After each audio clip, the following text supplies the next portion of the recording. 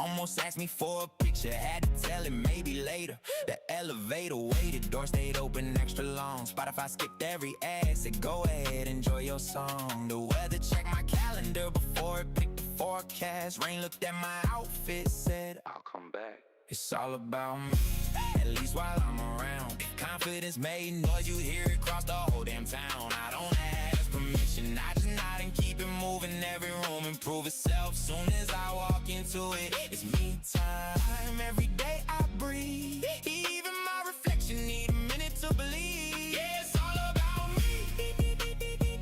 Yeah, it's all about me. My GPS don't tell me where to go these days. It just say, you driving? Cool, we'll figure it out your way. My barber don't cut hair, he preserving history. Every lineup come with museum level security. I sneezed one time, everybody said bless you. I said already am, but thank you. I opened up my wallet, credit card stood at attention. Cash started multiplying, trying to make a better impression. Calendar keep calling, trying to book another date. I told Monday, you can wait, I'm already running late to being amazing. Hello? Yeah, I'd like to report something. Somebody in this room got way too much confidence. No, don't send anybody, I'm enjoying it. It's all about me, at least while I'm around. If confidence made noise, you hear it across the whole damn town. I don't ask permission, I just nod and keep it moving. Every room improve itself, soon as I walk into it. It's me time, every day I breathe. Even my reflection need a minute to believe. Yeah, it's all about me. Yeah, it's all about me. I stay longer, but the world only rented me out for a little while. Y'all enjoy the rest of the day. I'm gonna go improve another room. You're welcome.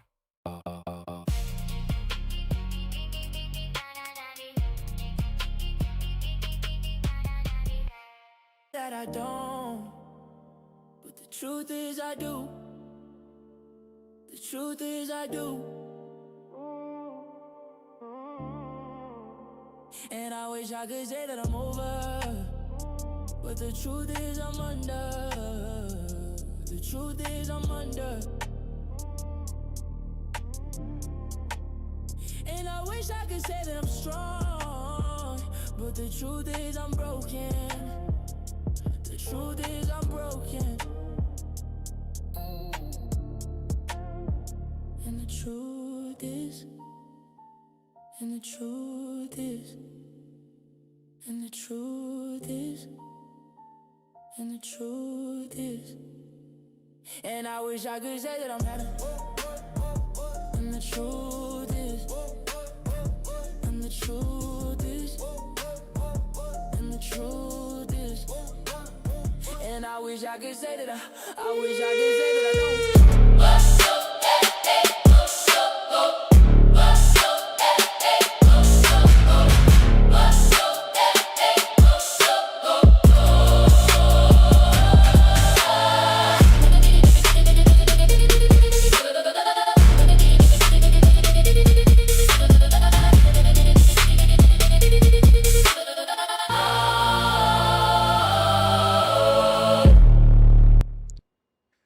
What's up, people? What's up, people? It's been a while.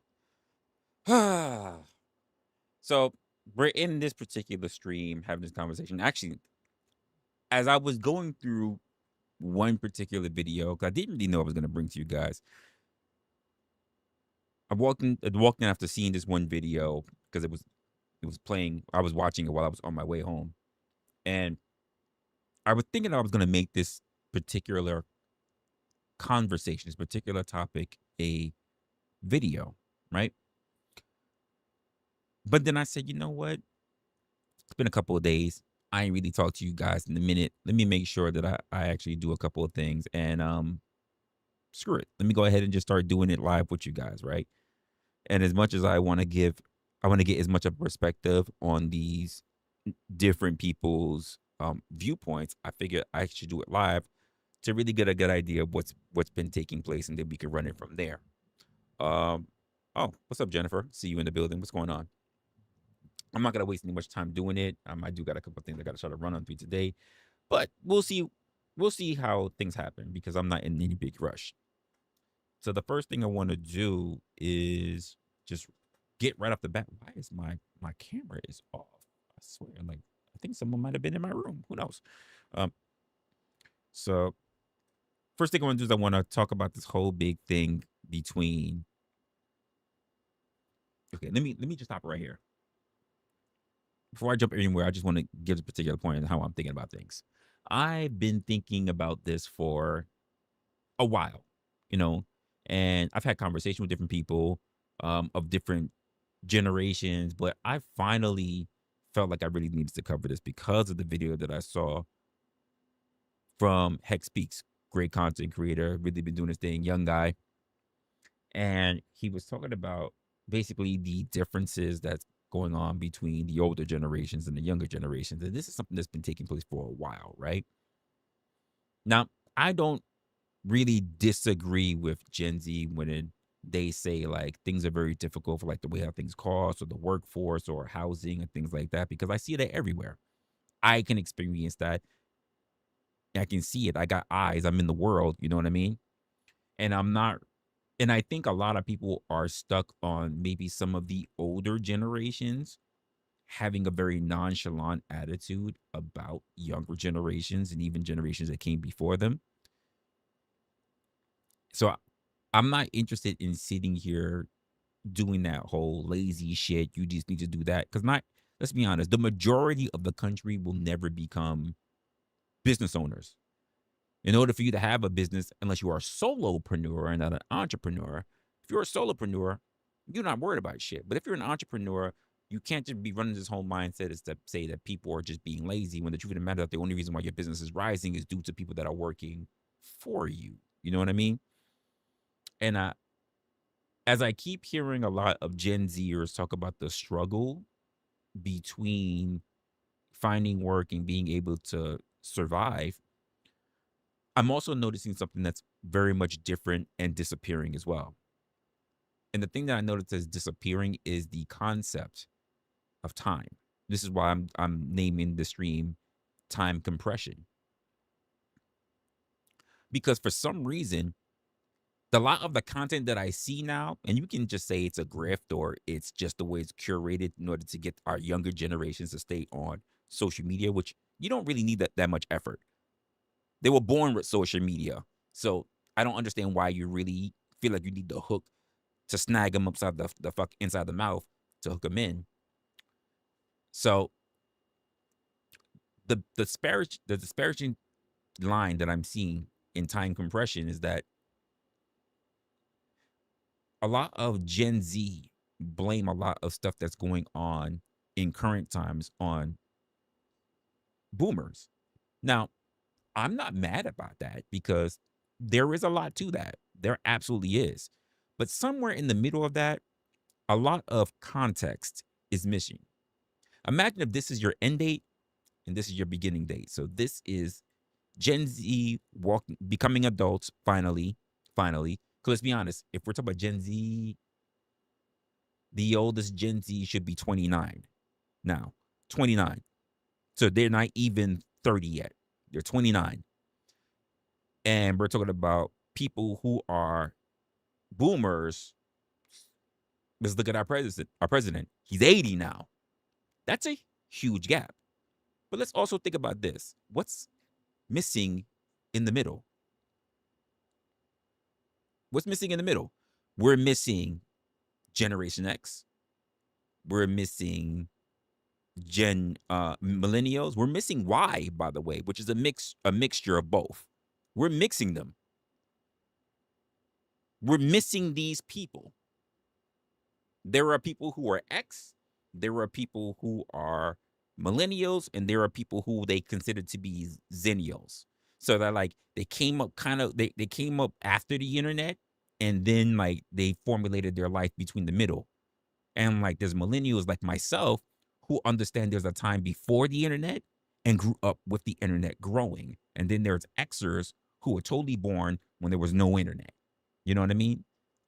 When I was born, the year I was born, the first personal computer was allowed to be in someone's home. Outside of that, they were only in businesses, but they already existed. So I grew up with the internet. I grew up with early AOL, Yahoo, IRC IRC servers. I grew up with all that early hacking, early growing up with the whole Napster and I grew up with all that shit. As the internet grew, so did I. And then there are people who just came after me, still millennials, by the way, still in the same generation, but came up afterwards where they came up in a world where the internet was already there, but they were also growing with the internet. But they can't tell you if they ever grew up with, say, a rotary phone. I am old enough to understand that I have seen a rotary phone in my actual life, and I've actually seen a touch tone phone in my actual life before cell phones were given to us, allowed for us to actually have it. I am old enough, or rather young enough, to remember seeing my grandfather being hyped about getting his hands on a satellite fucking phone. A satellite phone, that big ass clunky fucking shit with the one little flip, like a flip phone, but the flip, and a satellite phone. I remember him being excited about that, and I'm going, what the fuck is that? What the fuck is that? I'm old enough to remember that because I grew up not with my parents. I grew up with my grandparents. So I got introduced to a lot of shit that I never thought I would be introduced to. You said, damn, how old I am? I'm 44. I got introduced to shit because my grandparents were the ones that raised me. So the idea of growing up with technology was not in their wheelhouse. But for my mom, for my stepdad, they grew up incorporating shit into their lives because they also grew up without the internet. But my mom worked very much in tech. So she always brought technology into the house. And me and my brother always grew up early with technology. My friends would come to my house all the time because they were just like, nigga, you got a computer? No, that would be the very peak. No, I'm not. I wasn't born in 81. I was born in 82. That 81, I'd be 45.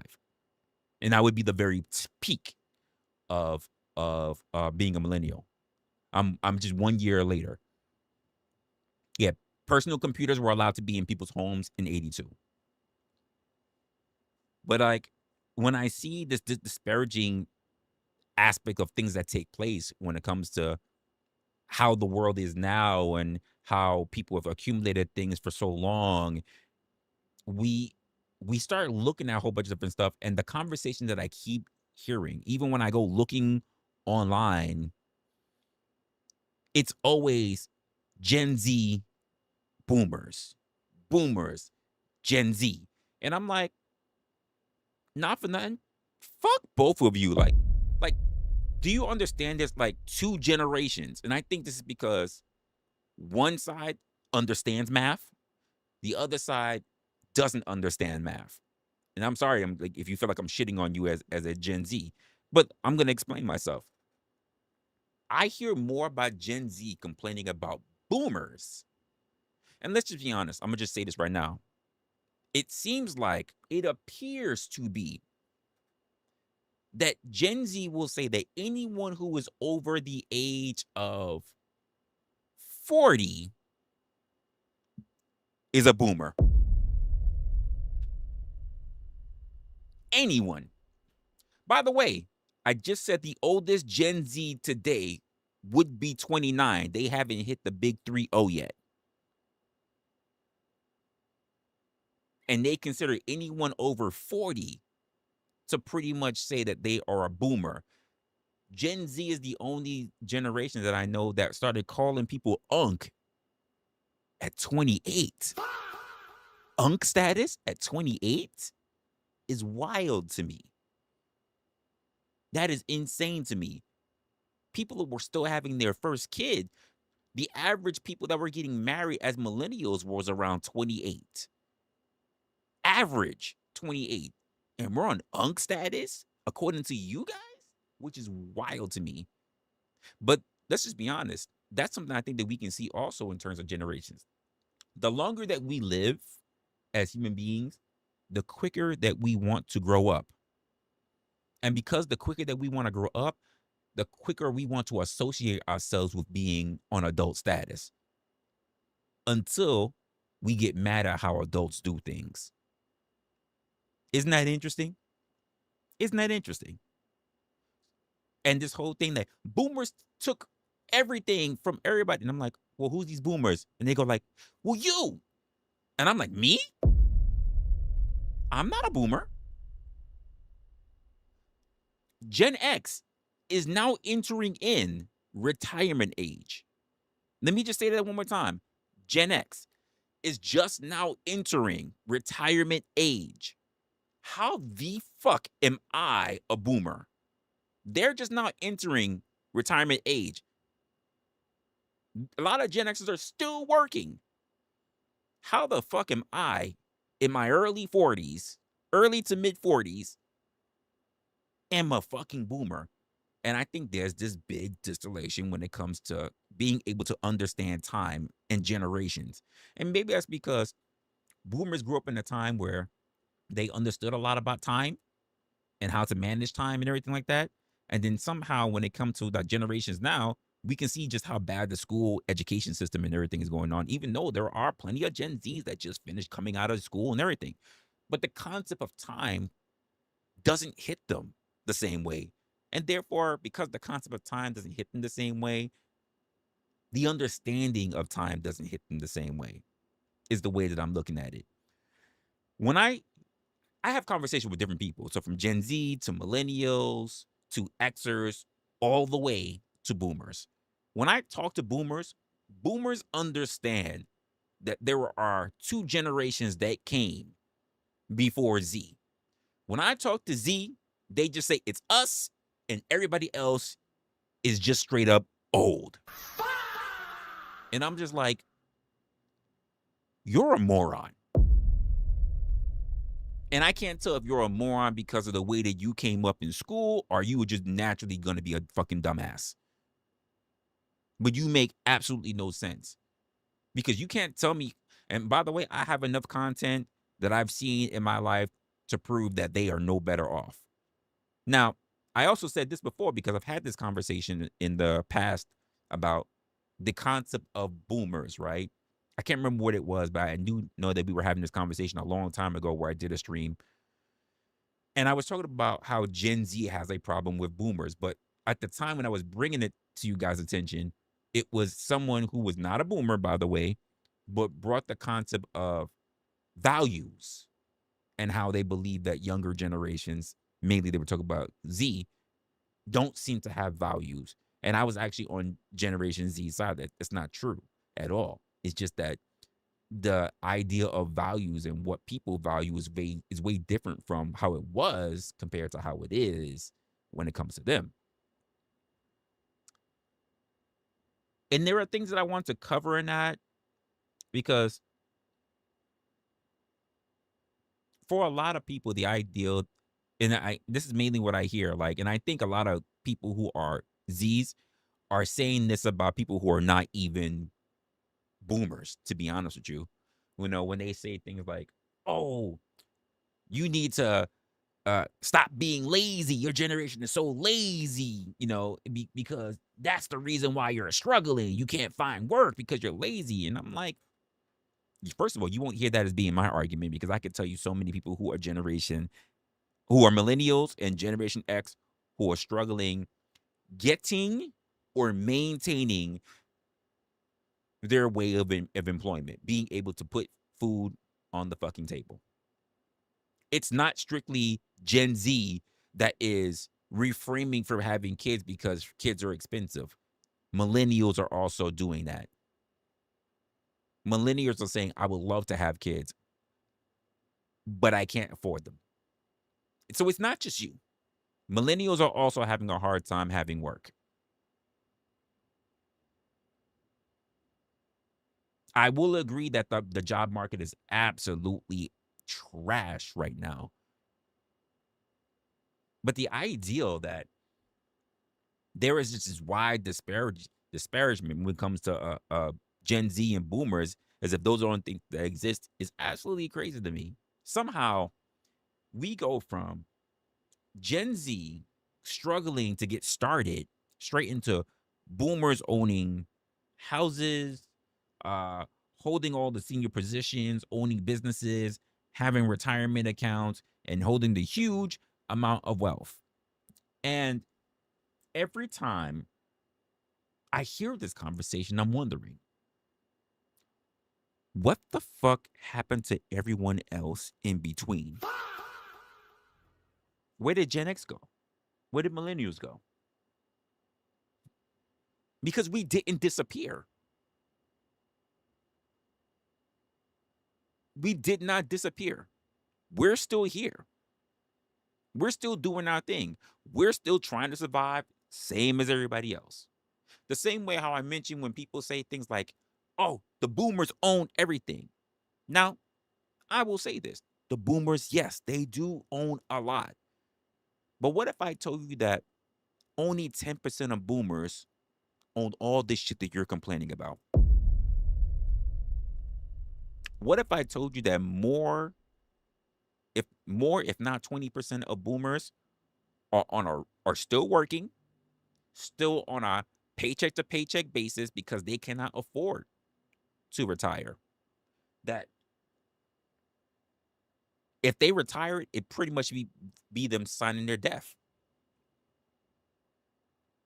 What if I told you that there are plenty of boomers that are going through homelessness? I get it. As a young person, you can't fathom that idea. But also because you're not curious enough to actually care. But I've done a lot of that research, and I've even mentioned it in the past. But right now, we're not really tackling about who's got it better and who's got it worse. It's not what's in my mind. It's, do we understand the position that we're in to be able to calculate not only what's happening, but most of all, what we should expect or how we should capitalize in the future? I say this because I hear too much people complaining. Not that they don't have a good reason to complain, but they complain just to complain. They don't complain to have results. You can spend months looking for work. Finally, you can get something. You can start getting your finances back together, and then the company can restructure. Company can get rid of you. Like, your department can get cut when you're in a work. You can get eliminated. Your job can be eliminated. Here's the thing: business slow down. Businesses slow down, and don't think that just because you get a job or you get an LLC or whatever, now all of a sudden you safe. You're not, because you got to make yourself valuable to get clients, and I don't think a lot of people really pay attention to that.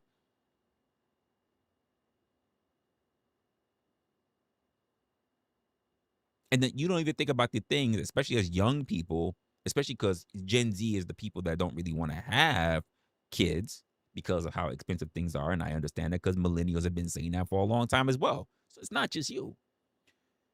But when you think about the bills that you already have, when you think about the fact that you might have children, you think about the fact that you might have a mortgage, if you can even have a house, by the way, like if you can have a house.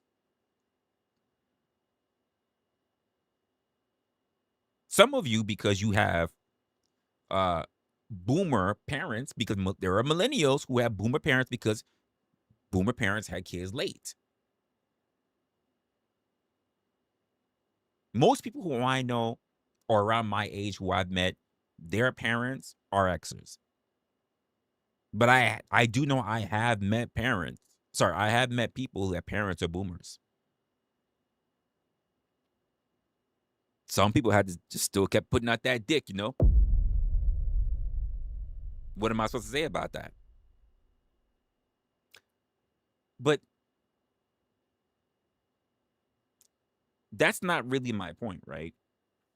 You might have finally gotten to the point where you can put some money away, and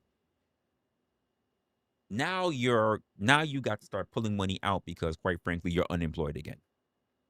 And I know this has happened to a lot of people. And that's not just a Gen Z problem. This has been a problem for millennials. This has been a problem for Xers. We all have to keep dealing with that stuff. Now, I can already hear you, especially if you are a Zenio or Zoomer, whatever the fuck you want to call yourself these days, saying, well, that means that we still got to go on the fact that boomers are still the ops. Say you want to say that. Cool. Even though the majority of boomers are nowhere close to being the position that you're claiming. Do you understand that a lot of boomers who should have retired can't retire? That there are a lot of Xers who are now in the retirement age are worried about retiring. And there are a lot of us millennials who are in between who are thinking we can't really even think about retiring the same way how Xers are worried about retiring because of the way how the market is. And we're not just talking about in terms of earning potential, but we're also talking about this. When you guys who are Gen Z can't work, same way how we are working, right? The reason why you have a lot of Xers who are afraid to retire is because there aren't young people who are working. Because why? That goes into Social Security.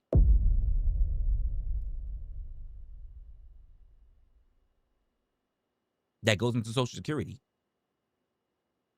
The old don't want to stop working because the young people can't work. The young people can't work because the stupid requirements that's being held, mainly done by the old people,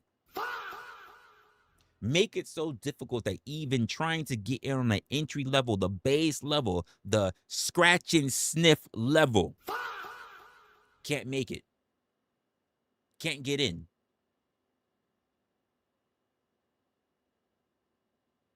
I understand. You know, I laugh at the whole, just put the fries in the bag. Well, even those people got fucking college degrees. What is that saying?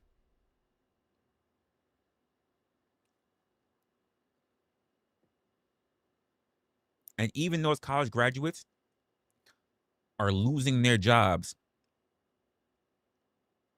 due to kiosk.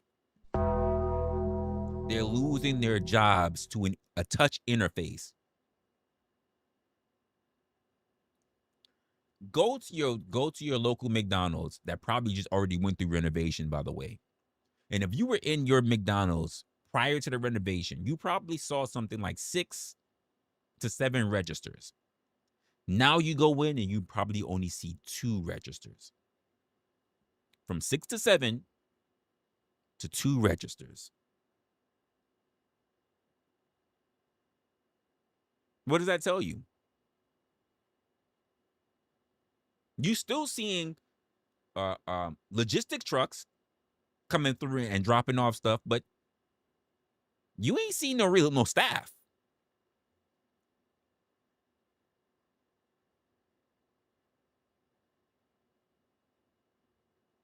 It's so crazy that we can literally go online. Whether you want to look at Indeed or what are other ones? Indeed, LinkedIn, Monster, whatever the fuck the other ones are. And when you see entry level says that you need to have a few years of experience and have a degree. We're not even talking about references anymore. Jobs don't care about references anymore. I don't think you know that. Like, jobs don't care about references. When you see the requirements, they'll say, do you have a bachelor's or you have a master's degree? And even if you have a master's degree, they still need like 3 years of experience. And you need to have all the other technical skills that are under it. And I'm thinking to myself, okay, all right. Isn't this entry level? This is not a manager position or whatever. This is entry level. What the fuck are we doing here? Why would I need a master's degree for an entry level? No, I'm not saying if you're walking straight out of school that you shouldn't build an experience. I'm not saying that. But what happened to hiring somebody because they went through all of the years of schooling, per se, or equivalent, which means they have experience. They've been on the ground floor already. And what happened to their probationary period? What happened to the 30, the 60, the 90 days, the 120, if you really want to push that far, of training to see if they're the fit for the company? What happened to those days? What happened to that? Where did those days go? How are you going to get experience without people teaching you? Especially because, you know what I notice is also not on the rise anymore? Internships. When's the last time you guys heard or saw a real internship? I don't even see internships anymore.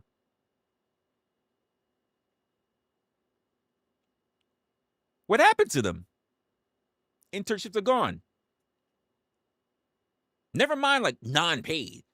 I'm not even really seeing internships now.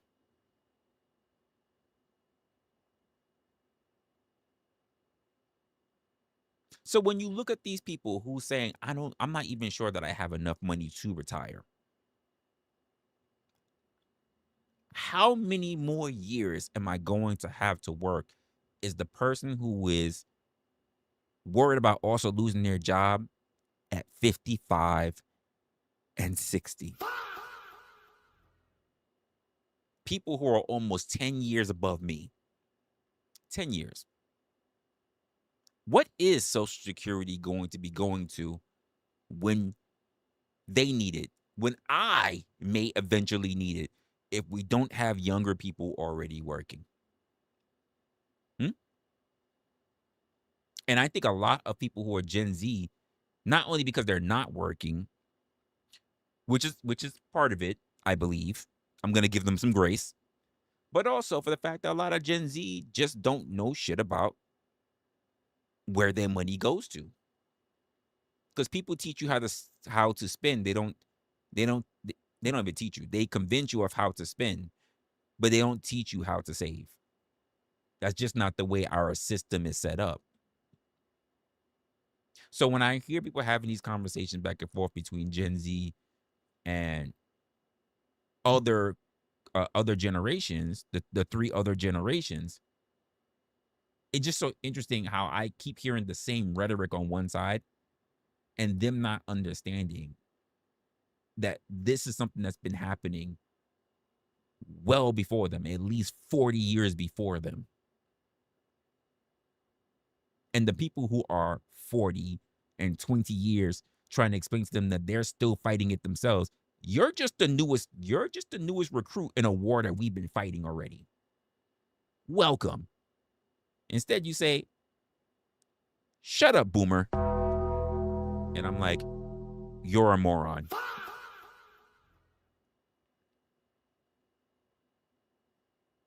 And not for nothing, this is why we have a huge push. And I'll just say here from my state, this is why my city, let me say that, why we have a big push for socialism. So I'm always wondering, how do we be able to, because I have other questions in my mind, but I'm not going to get to it yet. How do we be able to get more people to understand? Because here's the truth of the matter, I'm not worried about boomers at this point. They're sorry to say it, but I'm not sorry. Your windows is closing. Curtains almost closing on y'all. And by the way, the curtain's going to close on everybody. So I'm not worried about that at this point. Because while people are still worried about what boomers did, what boomers have done, what boomers are doing, no one's talking about after that.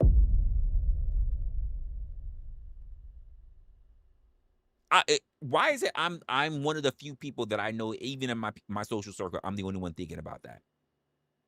And I've been bringing this up for years.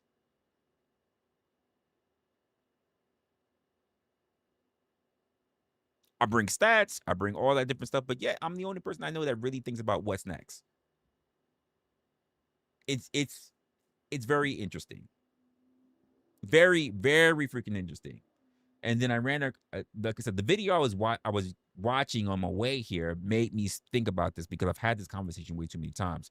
But then I have another video that just popped up in my feed, and I think I'm going to take a look at that too. So I have no idea what they're going to say. So why don't we mosey on to that? We're going to mosey on to that. What do you guys are saying? Let's see what you guys are saying. Mama's in the building. Leopard's in the building. What's going on? Zoomer's in the building. Who else is in the building? KM is in the building. Jewel screaming. What's going on, Jewel? Who else is here in the building? Dom is in the building. Okay. All right. Let's find out what's going on here. This channel here is called Counterpoint. I don't know them. It looks like they may have something going on, like kind of like the Jubilee thing that went on. And the name of the video is Gen Z versus Boomers. Like again, somehow everybody in between is missing. Just blame people on both the extremes. So it's Gen Z versus Boomers. Why can't Gen Z get hired? I think this is going to be rather important. Don't know what they're going to say, but let's climb into it. Because we basically messed it up the last 25 years, and you guys got to freaking fix it. I went for a job interview at McDonald's and I didn't get the job. The manager didn't show up. It's ridiculous. Like, what's going on, you know? I got berated by the younger generation of, oh, you stupid boomers, you don't know tech, you don't know this, you don't know that. I don't know if I will ever own a home. I think that's an unfortunate reality that myself and all of my friends face as well. Welcome to Counterpoint, where we've made it our mission to share conversations that are honest, unscripted, and grounded in real experience. We bring people with different perspectives to the same place for open debate and conversation. Okay, so it sounds a lot like, Counterpoint sounds a lot like what Jubilee did with their, I'm so used to their 1 versus 20 now, Surrounded. Where they used to do that. No, not Surrounded is what I forget what they used to do before this. It was the one that used to bring people together. I forgot what the name of it was. We used to bring people together and people would they would give the questions and the people have to walk over. They would stand in in the beam, in the spotlight, and then they would walk over and they would have the conversation. I forget what the name of it now is. I haven't really been watching Jubilee like that either, so. I'm your host, Ryan Price. And on today's episode, same concept, though. We have Boomers versus Gen Z. Now let's get into this episode of Counterpoint. I don't think it's gonna happen, but one of the questions just me, you guys just know how I am. My first question would just be, why is this a conversation only for fucking boomers? Like, some extras are doing good, some millennials are doing good, but what happened to the rest of the extras? Like, and I could get into that because I look into numbers, but I don't think the average person of these two demographics, these two generations, are thinking that deep. Just gonna be honest. My name is Carter. I'm 19 and I'm representing the Gen Z side. I'm Maria. I'm 26 and I'm Gen Z. I'm Cooper. I'm 24 and I represent Gen Z. My name is Mike. I'm a boomer, and I'm happy to listen to everybody's viewpoints. My name is Kelly. I'm 63 at the tail end of the boomer generation. Yep. I'm James. I'm 66 and I'm a boomer. It is harder for Gen Z to find good jobs. We'll start by bringing up everyone that agrees now. So, same premise. You know, I think I'm gonna join. All right. Why do you think it's harder for you guys now than it was for them then? Well, I lived it. When I graduated from college, I thought, I have a 4-year bachelor degree. I'm going to be able to get a job just like that. I worked so hard. I put a lot of effort into my education and time, and I could not land a job to save my life. I'm super type A, so I kept a spreadsheet literally of all the different jobs that I applied to, and I ended up applying to over 150 jobs before I got my one yes.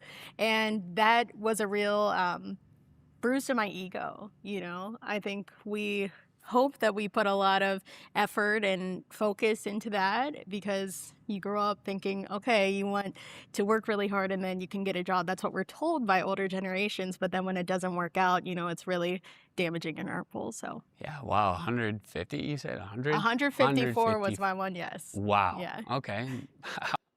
Sorry, I can't really pull it up, but so Mama, you said he isn't talking about boomers either, they are a Gen Jones, the forgotten generation. Not for nothing, mama.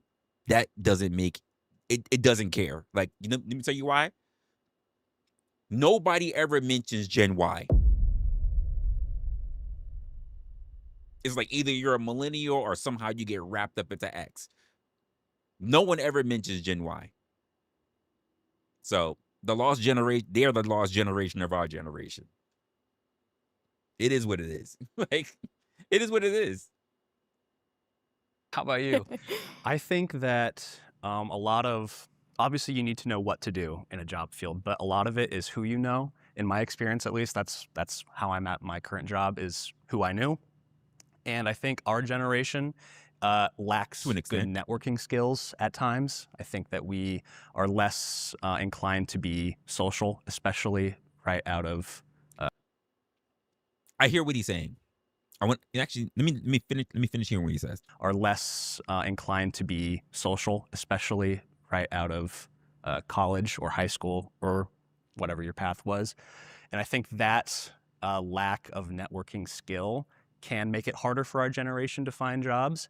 And then on top of that, you have the expectations for entry-level jobs now, I feel like, are a lot higher than they were back in, say, the 1970s. God damn, the 70s though? We got to go to the 70s? I don't know what the job market was like in the 70s. What the fuck? Like, why we got to go that far? Let's just say because to be a Gen Z, what? I think the earliest you have to be born as a Gen Z is 1997. Yeah, you can still be in the 19s to be a Gen Z. So even if you just said from 1997 to 2010, getting a job was still difficult. Like, the fuck? Like, it was still ridiculous. The amount of hoops that you had to jump through. Every time you was trying to apply to something, honestly, it wasn't until, keep in mind, oh my God, I can't. So let's just say they are just now learning the fucking walk, right? And it's 1999. The very next year, 2000, Y2K, by the way, ask Gen Z if they even got any information or any education about Y2K. Ask them. The majority is going to say, what the fuck are you talking about? Because their millennial and Xer parents, not boomers, are going to say, we went through this, and they're going to be like, I have no idea what you're talking about. When I graduated the year Y2K. I graduated legit in 2000. No questions asked. Where everybody, Microsoft, Apple, whoever was talking about, the clocks is all gonna stop. We're all gonna lose a constant time. Oh my God. All the technology is gonna go away because it doesn't know how to go because the entire world doesn't know how to count to fucking 2000. Seriously? It managed to get that, but it couldn't get to 2000. Like, and we were sitting there in our labs, in our classes, and we were like, nigga, just, it can't be this hard. We're talking about engineers and shit. Like, why would it be that hard? We went through like already several iterations of Microsoft already. What the fuck are we talking about? Now, to the point where you talking about networking, right? I think this is a person-to-person experience. Not everybody builds a great network coming up, whether it's in high school or college. This is why I kind of agree with his premise of it's about who you know, not really about what you know. But that's been the majority of the world for a long time. That's the whole point of networking. It's about who you know. Because Lord knows I met a lot of idiots coming up through life who got there because they knew somebody. But the idea that he says is because they have they got less social upbringing. For those of you guys who may be watching who are parents, right?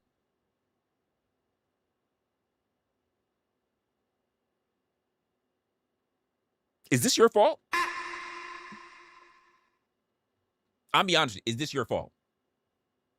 Because here's why I'm asking that question. The first as we say, the first network you have is your family. Your first social circle is your family. The first time you're supposed to get introduced to people who are outside of your family is through your family.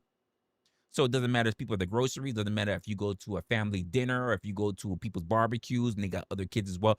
You're supposed to be putting your kids in situations, in new circles, so that you can be able to learn how to play with other kids. Your parents are supposed to put you in a situation where you can be able to congregate and to build social skills with other people. And I think this is also, by the way, this is also proven for kids who get homeschooled all the way until high school. All they know is their parents. And I'm like, what happened to other kids in your neighborhood? What about the kids in your neighborhood who did have to go to public school? You're going to tell me everybody in your fucking neighborhood also did private school? Like, no, of course not. So what happened to them? And it's because their parents are antisocial. I believe this is also your parents' responsibility to ensure that your kids are not antisocial. Even if you, quote, are antisocial, because it's your job as a parent to place your kids in an optimal position. That's your job. That's your responsibility. If you don't want your kids to fail, you should be thinking about how to place them in an optimal position. So social media has nothing to do with it. Social media is just how people are able to just really congregate across a vast medium and really in a dangerous way. But if a person has no idea how to pick up on words, on social cues, do you think emojis are going to save them? Emojis are not going to save them. They're not going to have a fucking clue. They're not going to be saved because of that. They're not going to get humor. And that was something that's based on you. When people talk to me and they go, yo, Resla, you're crazy. Like, some of the shit that you say is absolutely crazy. Some of your humor is so dark. Some of your humor is so funny. Some of your humor is this and that. And I go, if you have a problem, don't blame me. Blame my mama. To the point where people are laughing. I'm like, oh, you think I'm playing? I've called my mom at work when the people say I say crazy shit, and I just go, hey, mom, I'm here in front of my coworkers. They think the shit I say is crazy. And then she says crazy shit and then says that shit's about me. And I'm just like, I told y'all. It's your social conditioning. It's a social conditioning. It's good, Jen. I'm like, it's social conditioning. But you have to learn from your first network, and then you take that and you learn other things, and you get the building blocks through dealing with other people outside of your social network. That's how you build character. And I think part of the thing that you're saying, when you said we were much physically social than young folks today, I want to say yes, but I also want to say no. Those kids who got into more interactive things, I want to say, like, they got into clubs or things like that, not gangs, like, that's not what I'm talking about. I guess you could put them in there, but no, like, that's not what I'm talking about. But if you have people like got into social clubs, basketball, drama clubs, things like that, I think that actually worked out for them as well. It's still a social environment versus all their shit is done on a phone. Or they just get home and they're just sitting in chat rooms all day. Sorry, I'm talking about my age, but still, same thing. If they're in whatever rooms that they're on Discord all day. So I get that.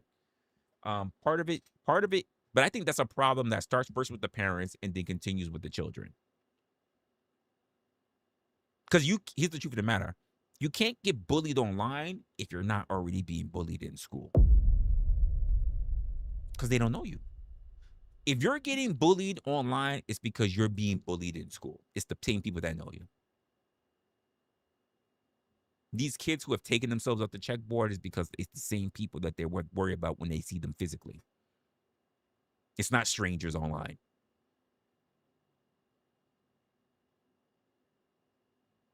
That's what I've seen. That's a pattern. Now, how kids are going to be tough, that's a different thing. I've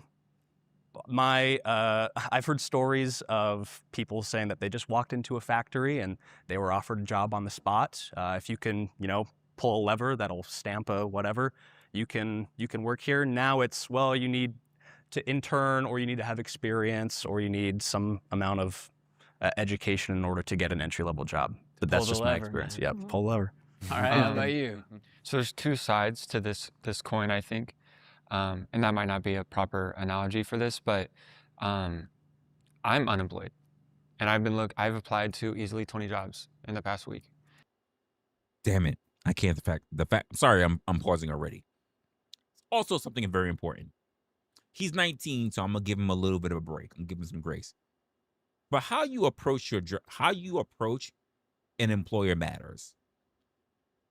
If you're I'm sorry, I don't care, unless you can prove that you have like really good technical skills, like IT skills, things like that. If you walk up to me with unkept hair, looking all crazy, grunge fucking t-shirt, and fucking eyeshadow on, I'm not taking you seriously. You might have a good mind, but I cannot put you in front of a board of execs. I can't. And if you're saying, well, why is it I can't showcase my stuff during the meeting? It's because you look wild. You look wild. And that's not what we carry in the business.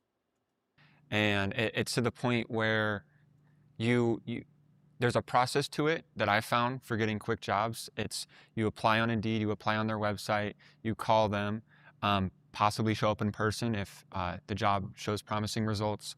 And it's like you do all that. It used to be you are in person, you're in front of your potential future employer, you hand them a physical application, and it's all very real. Mm-hmm. Nowadays, you can instantly be denied a job because an AI found your application to not be AI good. fucked up everything. What sucks is that AI process is being basically all these companies and job boards are paying these certain tech startups like these AIs that are scanning everyone's resume, and they're all networked.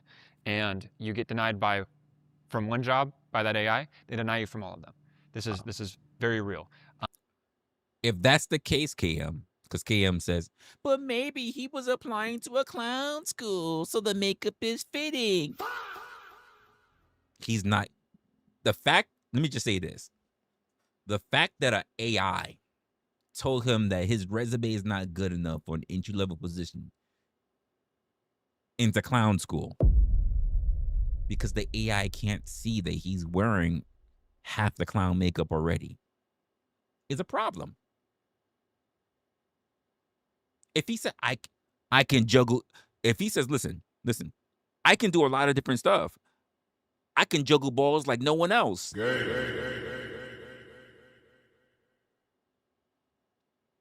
He should at least get to sit down with somebody to be able to showcase those skills. He shouldn't just be immediately rejected by an AI. Oh, no, I meant that. I meant that wholeheartedly. That's why you heard the sound effect. He should be able to sit down with somebody, and then he can show his his juggling skills. He should be in that put in that position. Hold up. However you look at that. But he should at least be put in front of somebody to show what he's got. So long as he's got a decent haircut, he's not showing up smelly, and actually showing like he actually wants the job. That's my thing. But to go through an AI for that, like, what happened to people? We have my thing is, I get it that people want to make things easier and more automated, but the fact that we have so many people in this world, and less of these people are having opportunities to work, is fucking ridiculous to me. Just because we need to eliminate things to make it more easier for us does not eliminate the fact that you're essentially putting people lives on the chopping block. And companies are not paying attention to just how much it's going to hurt them in the long run.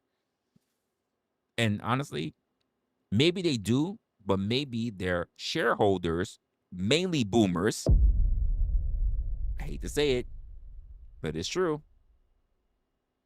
Mostly boomers are okay with that because why? They're okay with liquidating because they understand that their time is almost up. And now they're just trying to drain as much as they can for their family members. If you get denied by an AI, I think it's 83%. I think I heard somewhere It's on the more, internet, 83% actually. of jobs will begin to deny you just because you've been flagged as a non-viable worker or something along those lines. Another thing is businesses nowadays, they get a tax benefit at the end of the year if they are, quote unquote, searching for employees. So a lot of the times there's these ghost. No. It's not a tax incentive. By law, they're required, if they have a position that they claim that they need within their branch or within their branches, they have to, by law, post that job. It's not that they're getting a tax break. They have to post that job. They don't have to fill it, but they have to post that job so long as that job is available. Which is also why a lot of companies go through restructuring to get rid of a lot of jobs, aka getting rid of waste. This is what they do. So no, I hear what you're saying. But no, the incentive is how much they save by getting rid of said position. The incentive is not a tax break at the end of the year. Job to my knowledge. Listings has been very, very well documented on the internet. There's been many times where myself, my father, people I've known have gone for multiple job interviews, and they will basically be denied at the end, and they think they have the job going up. This just happened to me last week. I was applying for a job in a security camera installation. I have a lot of tech experience. I was overly qualified for this position.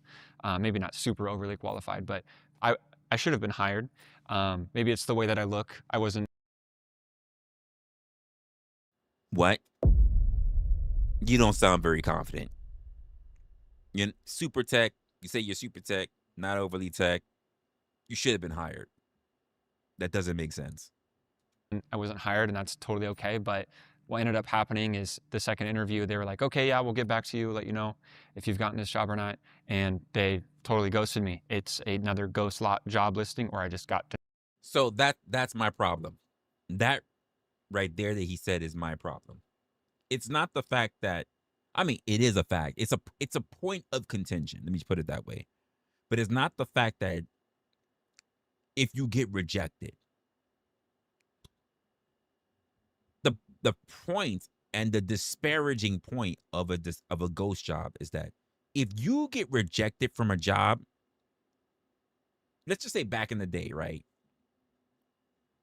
And when I say back in the day, let me say when I started really hitting the job market. So we're talking about early 2000s. It was still in the mindset that if you got rejected from a job, you could call that employer, the person that reached out to you, the secretary, whoever, and then you can say, hey, I understand I don't have the job, but could you tell me what I did wrong so I can put myself in a better position for the next time I apply to a job? What did I do wrong? Was it the way that I look? Was it the particular things that I said? Was it because I didn't have enough experience in this? Was it because I said too many times that I did not feel like I wasn't too confident enough? Like, what is it about me that didn't make me a strong enough candidate? I don't even need to hear about the other people. What made me not a good enough candidate? And I'm going to be honest with you. I think a lot of times some people are just like, yeah, we just felt like you didn't have enough experience. And God forbid if it was an entry level position. When the truth of the matter is, it was more than likely nepotism.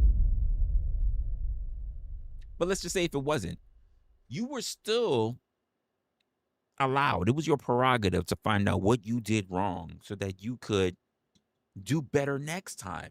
Not even with that same company. You might have not even applied to that company for over 10 years later. But you were able to now get a little bit of feedback. And the thing with ghost jobs is that it's not feedback at all. They're not giving you no feedback. So now you don't even know what's wrong. It's not like an acting job. Yo, they ain't hiring me for this play or whatever because niggas thought that I was ugly. It's not that.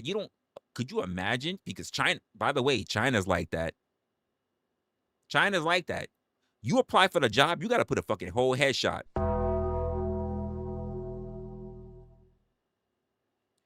You hot or not? I think Japan is like that as well. I may have to do my research on that one, but I know China's like that. But I think Japan is like that as well. You're putting in your resume, you got to have a whole headshot. Could you imagine? You might be highly qualified, but let's just say your mind is absolutely fucking brilliant, but you went through a fucking horrific fire or whatever, and motherfuckers is judging you not on your skill set, but your fucking headshot. Like, that's fucked up. It's fucked up.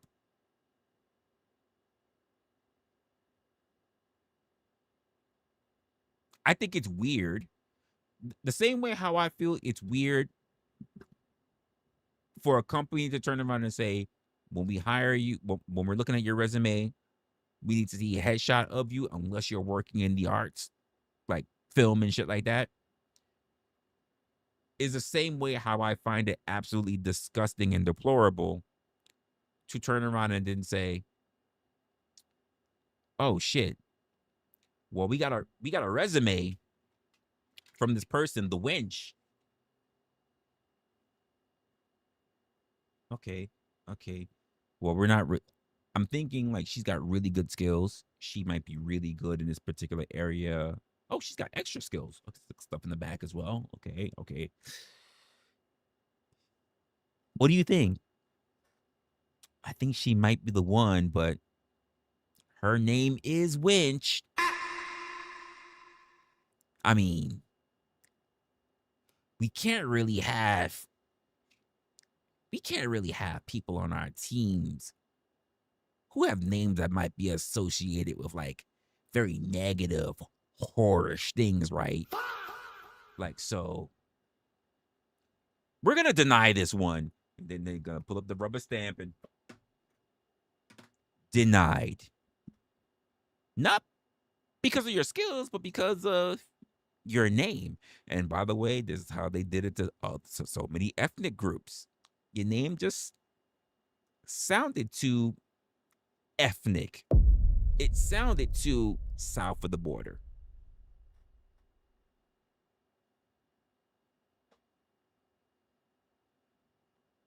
So the idea that other countries also incorporate pictures is wild. Now, what he's talking about when he says like my uncles and everything else, they're not getting jobs because these ghost jobs. I think ghost jobs are fucked up. Now, because these companies, they're HRs, and mainly not even their HRs, they're recruitment centers. By the way, not the same places. They have home-based HRs, and then they have recruitment staffs, companies that they employ, that they contract with. These people get all of the data of how many people apply to them. By the way, I've applied, not even saying that they fully interviewed, applied, so that they can turn around and then give to those people in HR who can then turn around and say, this is how many people want to work for us.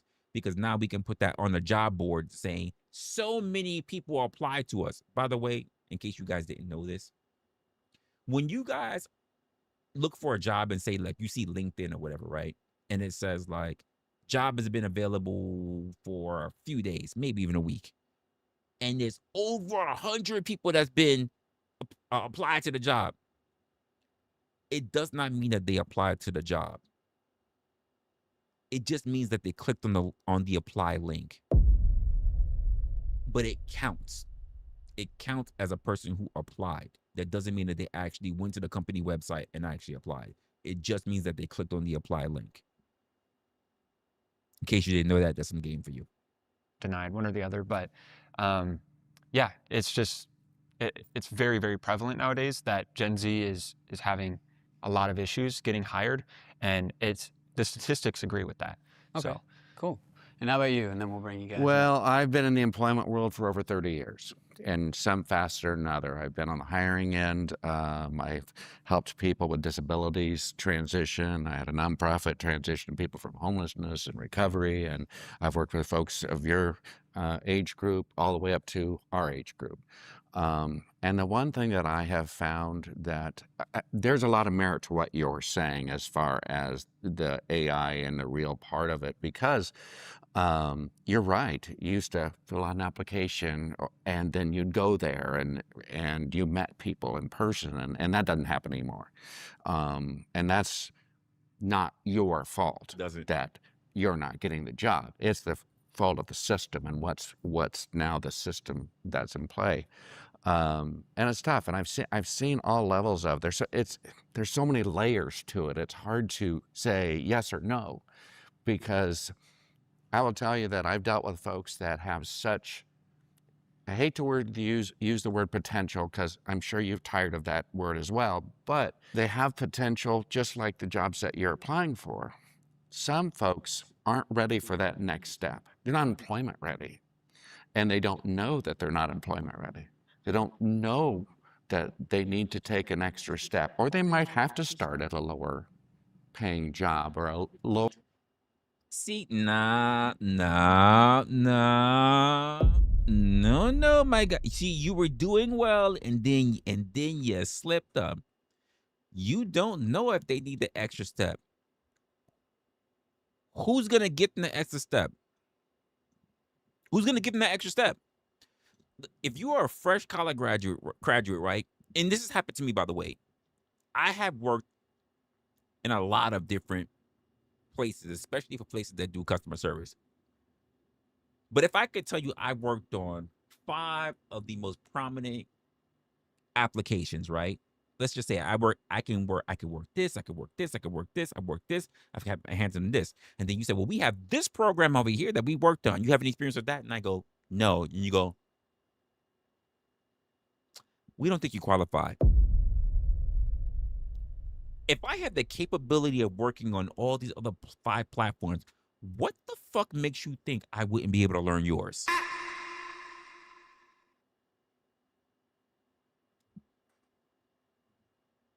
Like, what are you saying? What on God's blue sky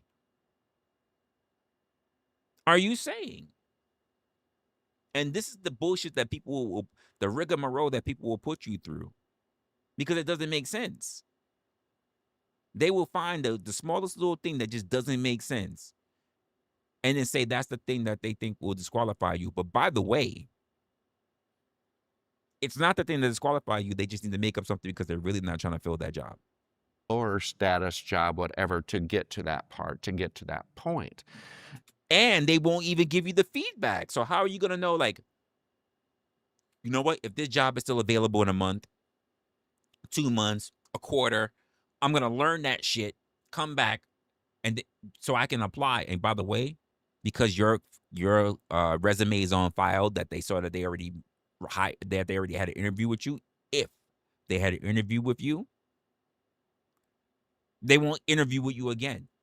There's no like, hey Zoomer, we saw you 4 months ago. Why are you back here? Well, you told me what was wrong. I went to go learn. I got the gist of what's going on. I got the basis. I got a certificate in it. And now you said it was the only thing I didn't have. So now we're good, right? They're not going to give you that interview. They're going to look and they're going to say, oh, this person Zoomer applied to us 4 months ago. And he's applying again. Banned. We're not going to interview him again. It's just a one-time only thing. Companies don't tell you that. You can only get interviewed once.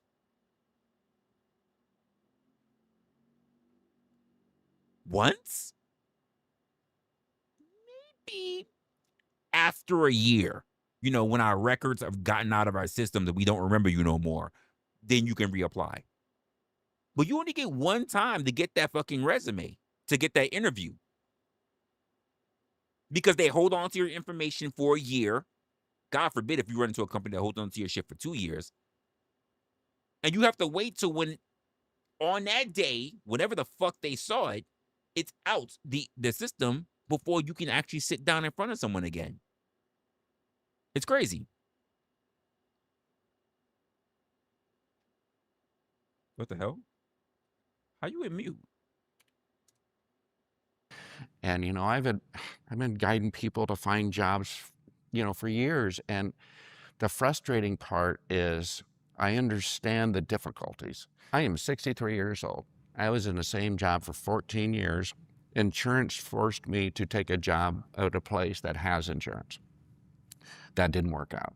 So I was 2 months without a job. Now, again, 2 months. I've been working since I was 15 years old. I mean, I'm not afraid of work. I'll do anything, but I'm at the age where I can't do just anything, That's crazy. But again, it's a struggle. I ran the same exact things that you guys are saying, It's you can't just, if you don't know how to network, if you don't know how to talk to people, if you don't have people that you've connected with over the years, what do you do? Where do you go? And it is frustrating, and I mean, I can give lots of advice. I could talk about employment for hours, so you're going to need to cut me off. That's But a I'm shame, though. I will do It's a that, shame. and we'll Good. bring up everyone that disagreed.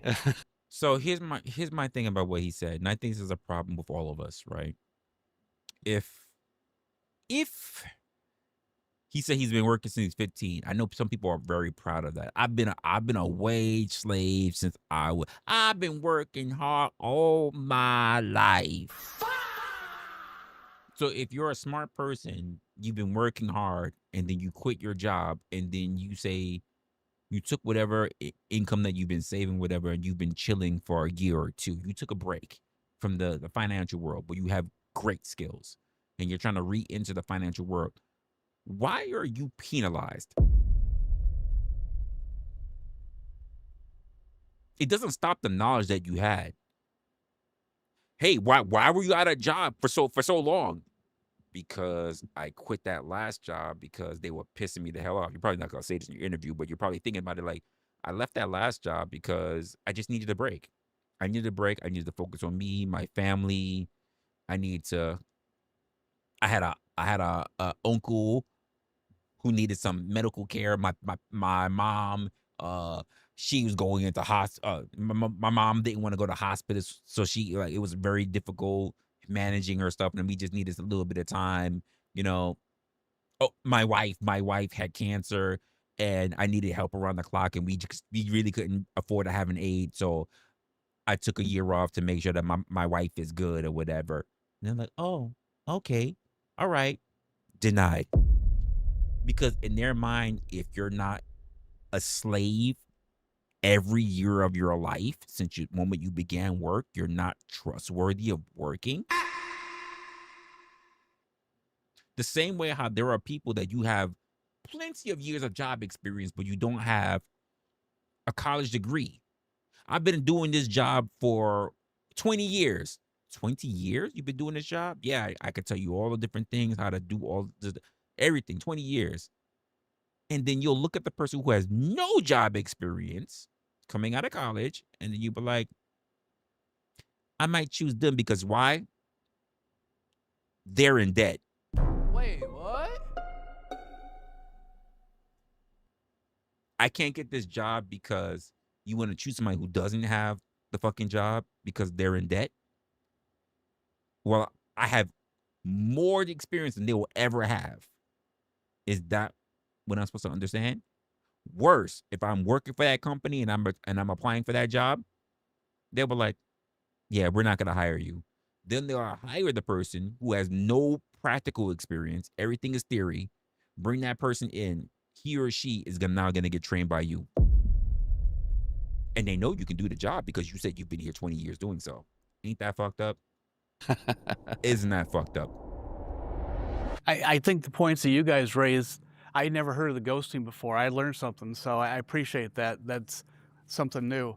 I think your point on the networking is true, but we obviously live in a very different economy than when I was getting out of college in '82 or law school in '85, because we don't really have a manufacturing base the same way that we did at that point. You know, you could get a good job just with a high school diploma in whatever the factories were, whether it was in Ohio or Nebraska or wherever. So it's harder to get manufacturing jobs today because you also have to be a bit tech savvy in order to operate some of that stuff. But the one advantage that you guys have, I think, that we didn't, is on the technology side. Not only do you guys grow up with it and so you understand it, but if you want to start your own business, it is so much easier today to start a business. You can start your own website. You can start your own. The whole starting a business thing is not going to be the lifesaver for you.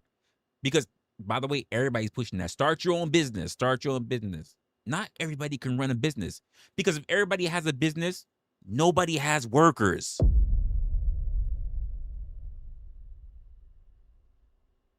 Come on. YouTube channel. You guys probably took HTML coding at some point so you can make your own HTML? website. You certainly know how to open up a YouTube channel. So if you want to be an entrepreneur about something, anyone thinking that HTML, okay, he's for sure a boomer. Anyone talking about HTML is going to be the help save you is fucked. Shit out of luck and jolly well fuck. You can't talk about no HTML. You can't talk about no XML. You can't talk about, if you're not strictly on, if you don't know the legacy programs that they're talking about now, which is Python, C++, Sharp, like C Sharp, like what are you talking about? Like obviously you're out the game. So you must be an owner. That means you're not touching anything on the ground floor. No one's just strictly learning HTML anymore. It's such a short class, it's not even worth a whole semester. It's much easier, and the amount of money that it takes to start something is much less than when we were trying to start something 40 years ago. So I think everything you guys said is absolutely true. And again, I really appreciate you bringing that to my attention because I hadn't heard that. But I think if you want to try and do something on your own in particular, it's a great opportunity because the technology is there. On the networking stuff, I was going to say that I think that's always been a part of every economy. The more people you know, the better off you are. And I'll just leave it to other people, whether you guys aren't as good at networking. I've seen people I think are really good that are in their 20s at it, but I'll leave it to you guys to make that judgment. Cool. How about you? I don't think it's necessarily generational. I think we're all a product of society. And for me, society is like being on a train. When we got on the train, it went chug, chug, chug, chug, chug. Now for you, it's a supersonic train. And it's a combination of your ability to pivot, your education level, your how you grew up, if your family was well off, if they weren't, if you grew up in a one parent household or not. A lot of those things affect it. I don't think it's just generational. I think it's about everything is sweeping so fast that it's hard to grab the ring. Things are passing so fast. And, I'm 60, I will be 66 next week. I know I don't look it. Happy early. Yeah. And I left my job about a year ago. I was an event planner for 30 years. My last job I was the event director at Jocelyn Art Museum. It was like the #1 job of what I do in this state. And I loved it. A year ago, but when it was time to go, I was thinking, well, what am I going to do now? I can't just sit home all day, and just trying to find part-time jobs. Everyone would look at my age and totally discount my experience, where they're looking at your experience and discounting that, but not necessarily your age. When you went for your first job, did you have near as many grievances as, they had with the system? Be honest. No, I don't think so. I There you didn't go. even know what I wanted to do. I mean, honestly, I knew what kind of person I was. I was raised by a fireman / carpenter, and all of my brothers could build anything. I was not that person. I did not get that gene. I didn't, have that. I disagreed with that, Dom. You said we need more ink and print more paper currently before. I don't think we need that. I think the idea of being stuck on paper is done. And it should have, by the way, it should have been done a long time ago. The same way how I'm going to say the idea of being stuck on oil should have been done a long fucking time ago. That Paul Bunyan thinking, that shit needed to go a long time ago. But that ink and paper, printing more money than the actual money that it's worth, that shit has been done a long time ago. Sorry, but not sorry. Printing and ink is gone. It's gone. The digital age is here. Ability to look at something and say, oh, I can build that. That wasn't me. I was in a totally different headspace. So I didn't know what I wanted to do. And so there was a lot of searching for me to, all right, so what does my personality do? I ended up working in human services and just falling into it, just looking at stuff and talking to somebody. It's like, oh, you seem like a nice young man. Sure, come on along. So that was how I got on it. And it led That's how easy to, it was. the type of work that I ended up doing. But yeah, it was, I think, you said it best. I think every generation has their struggles. That's Absolutely. an amazing story. Don't get me wrong, but it's just finding that avenue, finding that niche of what you're going to do, and then going after what is it going to take to get to that point. Kind of like what I was saying before. But I agree, Mama. I think everyone does deserve. Well, okay, let me take that back before I'm hyperbolic. I don't think everyone deserves an in-person interview. I don't think everybody deserves an in-person interview.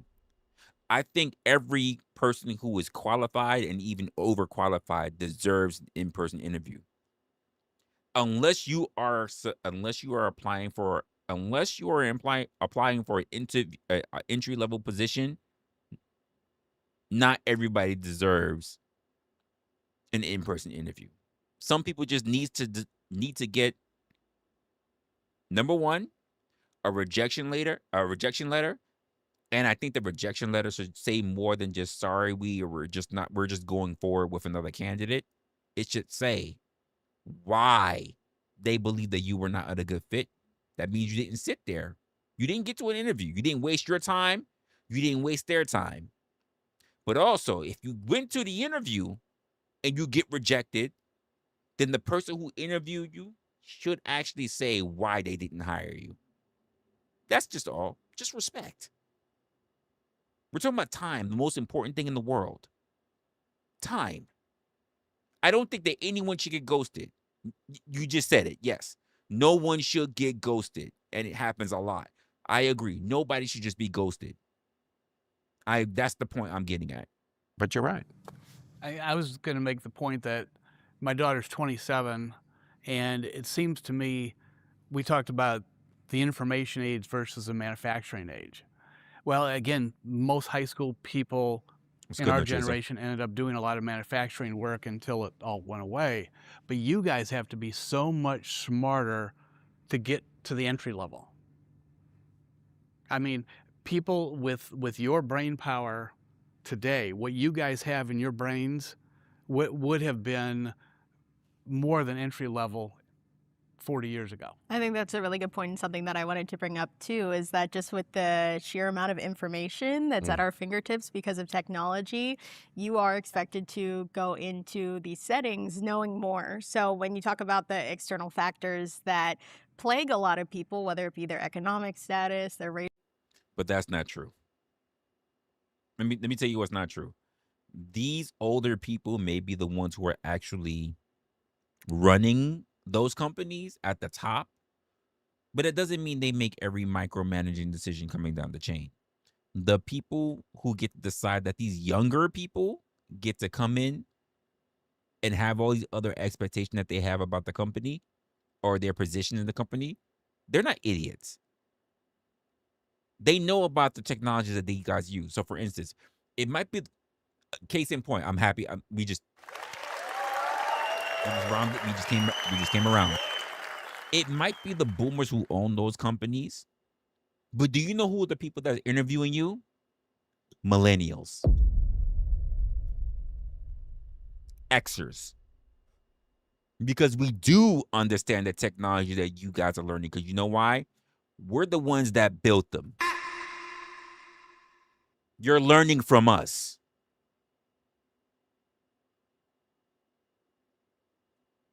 And I hate to say it, but there's nothing that you Zs are learning that you didn't get from a millennial. So those are the people that you're sitting across when you're getting your fucking interviews. Like, you are expected to go into these settings knowing more. So when you talk about the external factors that plague a lot of people, whether it be their economic status, their racial background, just, those systemic factors that can really hinder and set a lot of people back. So taking into account all of those, and then the fact that there is everything at our fingertips, so you should know it. That's, I think, what a lot of hiring managers expect. Mhm. You should be able to have that knowledge within you. I think that they're not expecting to know it. They're expecting to hire people who know it.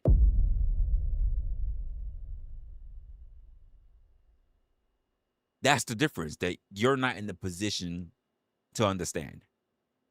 that has really hindered Gen Z compared to boomers. Sure. I have another counterpoint. You mentioned the you mentioned how easy it is to start a business nowadays, and I totally agree with you on that point. You don't even need to know HTML to code a website anymore. You can tell Claude to build it in 20 minutes. You'll have a fully fleshed out, personalized website. And it's still going to have a lot of errors, by the way. I'm just going to let you know that it will. It's not perfect. And it looks amazing, right? All the systems work within it, everything. The problem with that is it's basic economics. The more accessible something is, the more people are doing it. So now we have more business owners than ever, creating businesses. And that's a great thing for the economy. But it starts to get to the point where, you have so many products, less money is going to certain businesses or like people like me.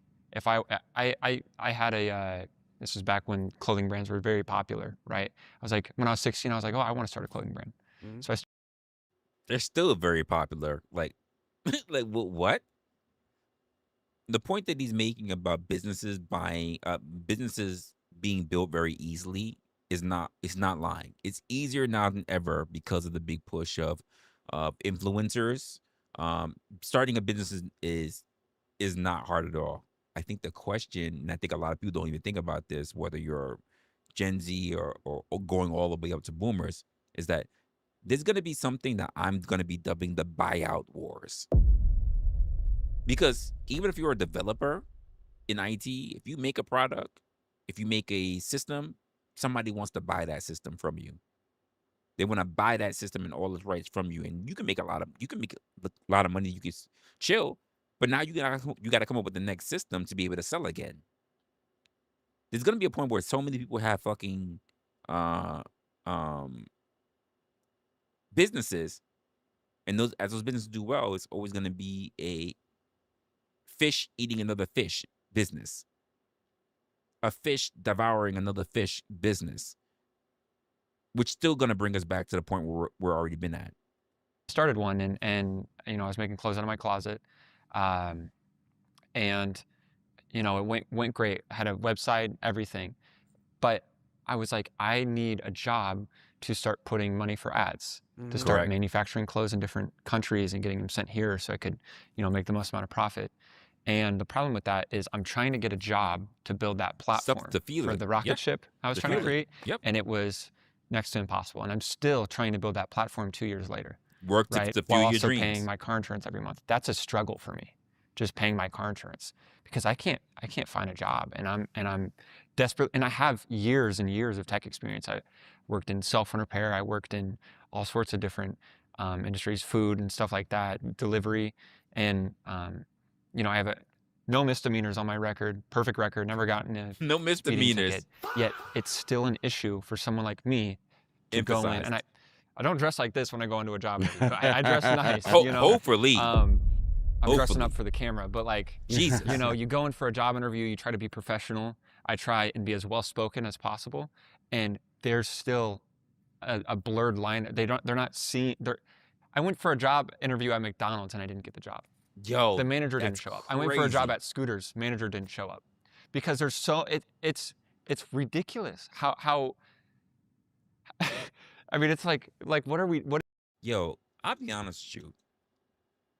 As much tech experience, as much sales, and compliance experience stuff I have, if someone told me I couldn't get a job at, say, a Waffle House,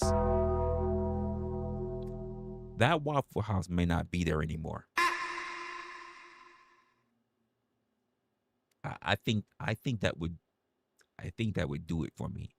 I think I would not apply to a Waffle House just because I would want to save people's lives in that Waffle House. I don't think I can suffer that kind of insult.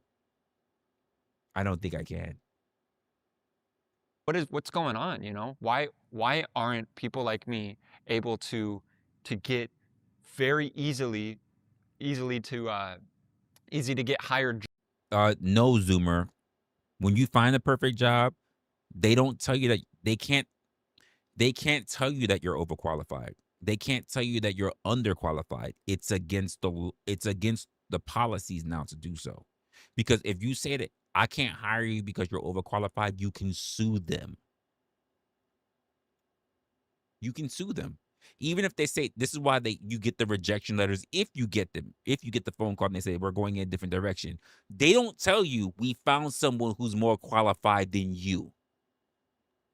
They don't say that because you can sue them. That's why they word it the way that they do. You can sue.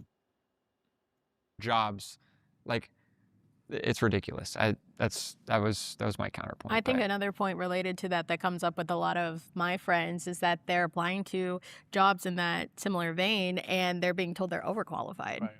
Yeah. Sure. You have too much experience. So then it's like, where is the line? Yeah. Yeah. You always have to be willing to pivot.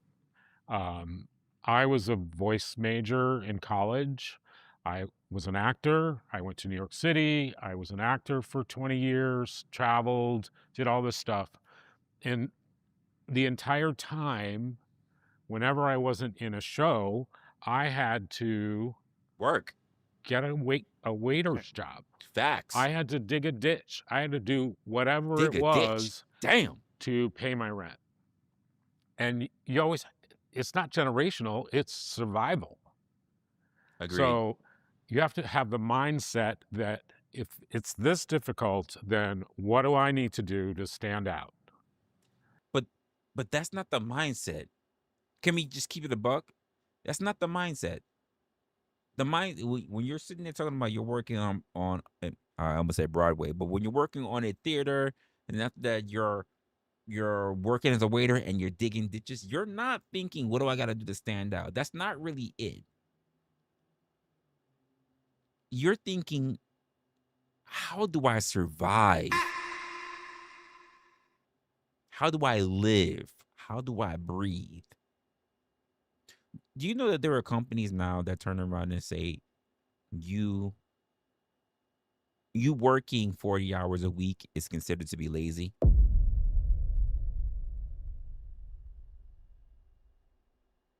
Not gonna lie,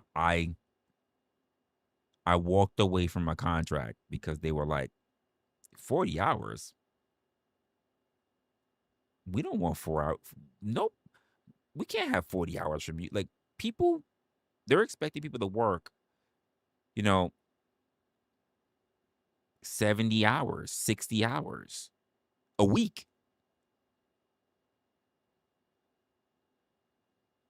It's getting worse out there. A lot of y'all just not seeing it. And Sure, I'm afraid. My main point was, I don't know if you were speaking on what point I was trying to make. I go like, it's to the point where the job market's so bad right now. You're showing up for the interview on time, early. The manager doesn't show up for the job Right. interview. That's ridiculous. That's happened to me multiple times. That's not a one-off. I agree, Mama. They don't. Oh, And they, that's so by the stra- way, they don't care about the 6 months of unemployment. Again, I said it before.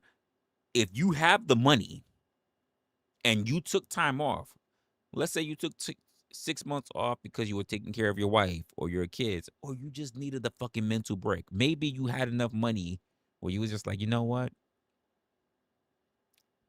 I want to finally take that fucking trip to Italy. That trip I've been fucking wanting to do since I was a teenager.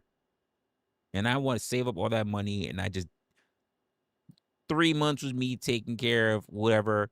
Maybe a month or 2 was me waiting for my wife so that she can have the PTO to have the time off, and then we scheduled the entire week, no kids, and we went to fucking Italy, came back, and then I spent a month or 2, whatever the fuck it is, whatever's left, looking for work, and now I'm in an interview.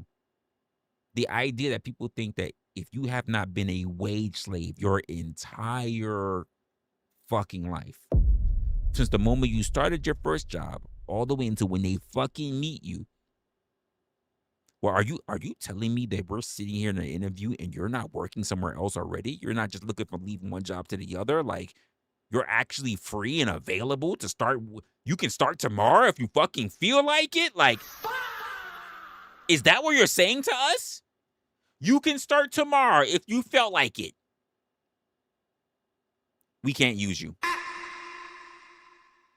Wait, but if I was working for a job, you would think it's customary that I give them 2 weeks time, which means it's 2 weeks of not being with you, and I'm very qualified and I can do everything with it. They're like, stop talking. Stop talking. You're a bum.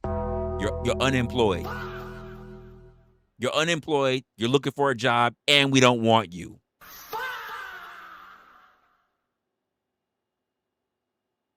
Why do you think I was fucking applying?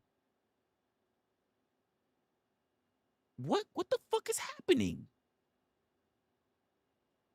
No, multiple times. That happened to me twice going to interview at McDonald's. McDonald's of all places. Like, literally, like, I need to move out. I need to get car insurance. I need to build that platform. I can't even get minimum wage, $15 to $17 an hour from, a very, like, the bar is so low, yet it doesn't matter that you show up on time. It doesn't matter if you are qualified with restaurant experience. It doesn't matter if you show up early in a nice outfit, smelling good.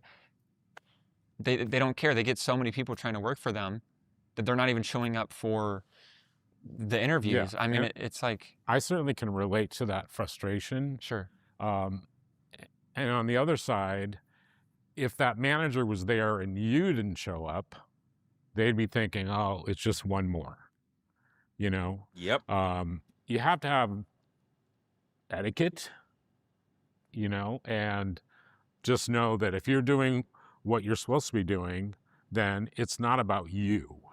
Don't It's you do about it, Zoomer. them. Sure. I want to raise, I don't remember which one of you said it about the tax. Don't you do it, Zoomer. You're gonna have to explain to her that you're trying to be like a top tier fucking entrepreneur. Because if not, your potential wife is just gonna be like, you have no ambition. Don't you fucking even try that. Tax credits. I think it was you that, as far as companies getting tax credits. And there's a lot to that because companies are being given tax credits for people who've been unemployed, people who have disabilities, people of different ethnic races, all these various, you filled out the application. So you know all the questions that they ask, and all of those questions are designed for them to get a tax credit if they hire a certain individual. Or let's just say it's a single mom who's trying to get back in the workforce and has been receiving benefits. And if they've received those benefits just to survive, and you hire that person, that bottom line at the end of the year, they're getting a huge tax break for hiring those individuals. So if you don't fit into those categories, that's one thing against you. It's like, you want to help people, but you know, are you giving too much just to make sure that you get that tax break? Sure. Are you giving too much for that? I work for a staffing agency. I help people transition from regular work, temp to hire, all that sort. Staffing agency, aka temp agency. You might get a lot of contracts, some contracts for a lot of these places, but it is so hard. It's so hard.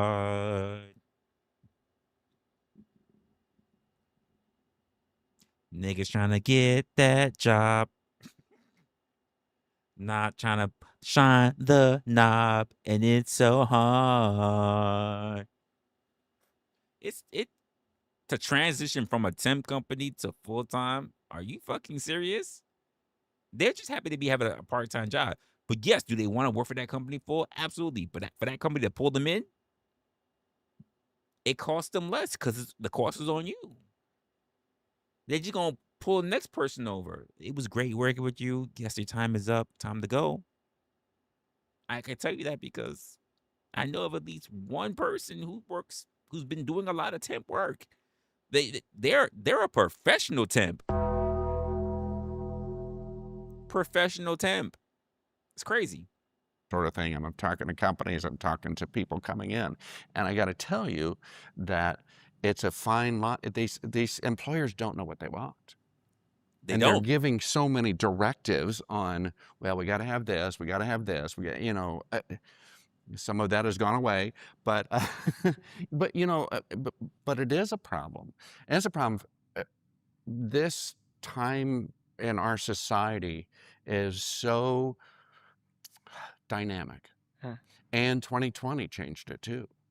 The dynamics of 2020 and how that changed the entire workforce. I mean, there's so many layers, but I just wanted to point out the tax incentive thing because there's a lot to that. I mean, there's so many things that you have to overcome. You don't even realize you're trying to overcome. Totally. Owning a home by 30 is still a realistic goal today. We'll start by bringing up everyone that agrees now. How many of y'all agree with that? How many of y'all think that owning a home, by the way, by 30,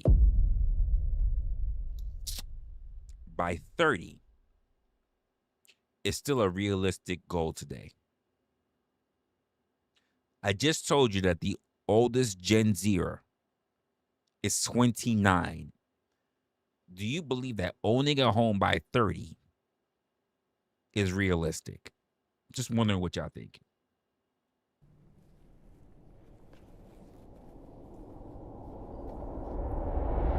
I can speak from personal experience. I already own a home. I'm blessed enough to have gotten that opportunity. But it took a lot of work through high school and college to save money for a down payment.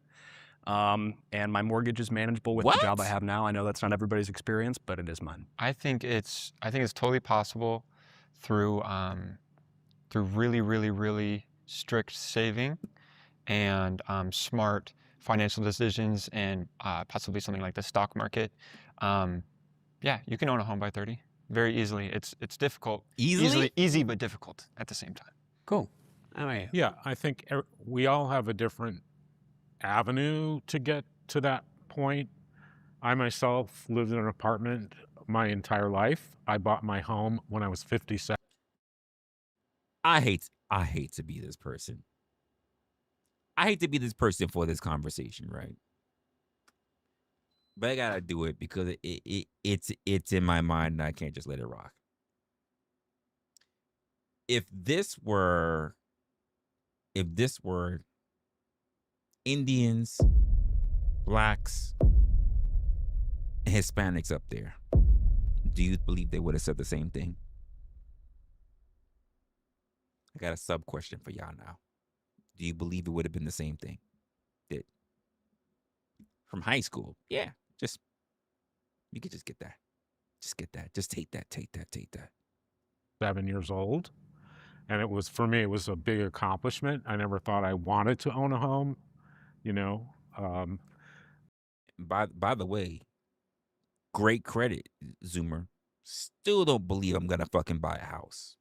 Like, But there are people who are in your generation who are like on social media and they make a phenomenal amount of money, and it's just too much money. whatever you do to get there. Not everybody who's on social media is making the fucking bag.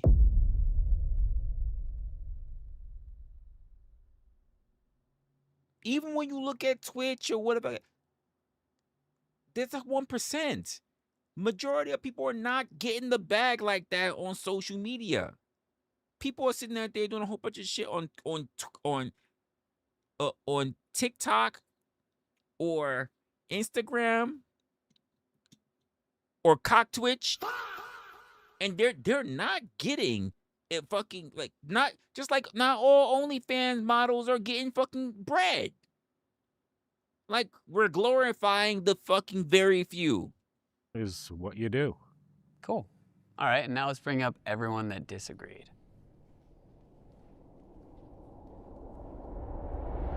I don't know if I will ever own a home. I think that's an unfortunate reality that myself and all of my friends face as well. I actually Notice know that a lot of my Maria friends said that it. joined the military because of the VA loan, and that would be a Mhm. feasible way for them to be able to get a home.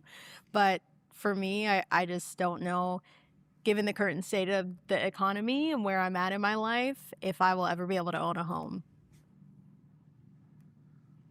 I think the way housing is these days, I don't think it's a reality for especially folks in the Gen Z generation. I just don't see it. Interesting. I agree with what everybody said that disagrees. I think that because when you come in at the entry level as a Gen Zer, you don't have enough income unless you get really lucky into a certain niche. But I mean, you could be a entry level person in our generation and have a house. Today, I think it's almost impossible, and particularly with the rise in prices. And to kind of open things up was, do you guys think it's more of a, well, we already know, we've heard that it's hard to even just get in on entry-level job, but do you think that entry-level jobs are at all capable of having you afford a home or even your second or third job? I mean, do you guys think it's an income issue or a price issue on the houses or both? It's a combination of income and the housing market. I know my first entry-level job out of college, I was making $15 an hour. You're not going to be able to afford a home on that. Not at all. That's true. And if you're a single person, especially, double income can barely make it as it is. Right. I sat on a panel for the housing issue with homelessness and stuff, and they were going to build an area of homes specifically targeted for low-income housing, but the houses were going to be $200,000. Now, how is $200,000 home low-income housing? And today, I mean, it's not. Yes, it is compared to the prices of houses that are going now, but it's like it's a detachment from reality of folks $15 an hour and two people making $15 an hour. It's still not enough for the types of housing. It's just not a reality for anyone these days making that kind of money. And the people that are building this housing is not getting it. Something I wanted to ask Interesting. you guys. Obviously, you could look at a couple different graphs with different data points showing the multiplier for the median price of a home and then the multiplier for the median average household income. Obviously, it doesn't take an economist or a genius to understand that those have not moved at the same rate at all. Right. Exactly. At any point in your lives, have you noticed, wow, this living is actually starting to, because you lived through it, right? So did you ever notice, wow, this living expense is actually, it's kind of creeping up on me? Well, I lived in New York City, so I really don't have a barometer because everything was expensive. But living in Iowa, like, I can't even believe I'm saying this, but living in Iowa, I bought the most dirt bag house I could find and just put a lot of work into it. And so that's how I could afford it. And I have friends who are much younger than me, and that's what they're doing, is they're like, okay, well, I found this house. I looked a lot. I found this house, and it's not really exactly what I wanted, but we know we're going to have to do a lot of work. Yeah. I have a question for you guys. When you grew up and you were like, okay, I mean, maybe your parents had a house, maybe they had an apartment, but they had some living situation, right? I guess this would be, except for you, because you already have a home, right? But did you ever, in your time of growing up, did you ever think like, yeah, I should be there? Like, based on what I've seen, I really don't know how my parents were here at this stage. I'm still 5 years away from it. Have you guys experienced any like cold reality to growing up? Yeah, absolutely. My parents, they were homeowners before 30. So, you know, I'm getting close to there. I'm not there yet.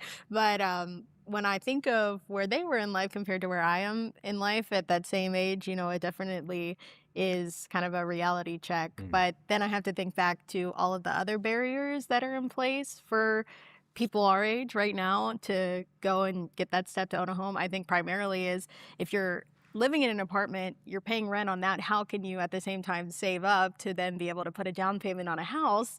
If you're going to college, you have student loans, student debt, maybe medical debt too, you know, that's all compounding and it can kind of set a lot of people back. Do you guys think the only way to move like from apartment to house is by increasing your income, or do you think you can do it through saving?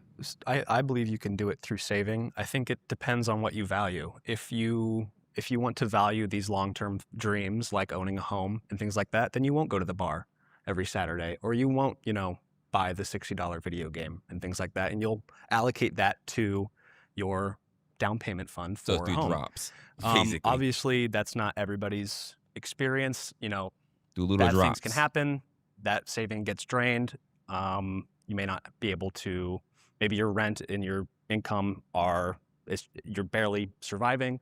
So I think there is definitely merit to the inverse of my opinion, but I think a lot of people value different things other than long-term savings towards a home. And is this like an out of sight? I was wondering, do you guys think about this ever, or is it kind of like an out of sight, out of mind? No. I'm sorry. No, go ahead. You know, you make decisions based on what you want in life. You know, yes, my wife and I own a home, and that's awesome. I never thought about that when I was younger because I was always struggling, you know. And then once I settled down and, you know, then we got a house and all that stuff. But you make decisions on how you want to spend your money.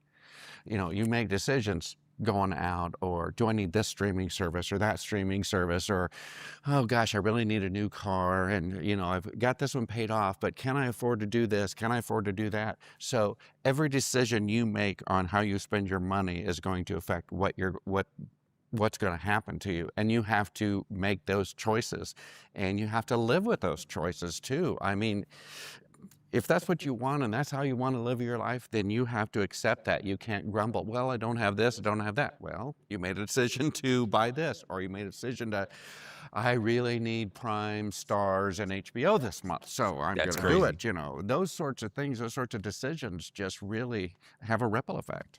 Sure.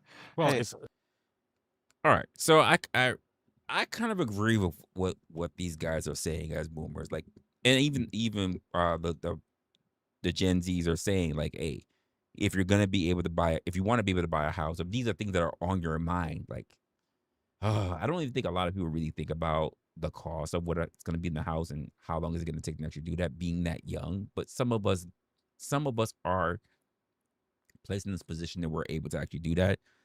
But obviously, we can see that that's not for the majority of people. That is not for the majority of us who sit around just thinking, well, I'm gonna have a job and I'm gonna save up this kind of money and I'm gonna get a house. Because especially because, like, the guy in the blue over here, he's talking about being in New York City, where I live. Getting a house is no easy feat. Like, we're talking about $3, maybe $4 million. Like, you're on a house and you're putting down whatever down payment. And let's be honest, the more that you put down, you're going to be able to scrounge off of your mortgage Like, so it's not easy for everybody, especially if you don't really have the funds or the collateral to pull out from your 401 or whatever to be able to help pay down for that house. It's a lot. And your average person in New York does not have the funds saved up in their accounts to be able to put down that kind of money, you know? So there's that. So that particular stream is from Gen Z versus Boomers. Why can't Gen Z get hired? It's from Counterpoint, by the way. That is going to be in the description box. So if you want to check out the rest of the stream, we only got like maybe about a little more than a quarter into it. If you want to check out the rest of it, please be able to do so. You can if you want to in your own time. I do want to get over to this other one from Hec Speaks, the one that put me on as to why I wanted to have this conversation with you guys in the first place, because it made me think about so many different conversations that I've had with so many people across the generations. And he's gonna say some things. I think you're gonna realize some things, and you're gonna recognize some things, especially if you know people who are Z's yourself. But before we get into that, let me just go to the bathroom real quick, and then we'll get right into it. All right.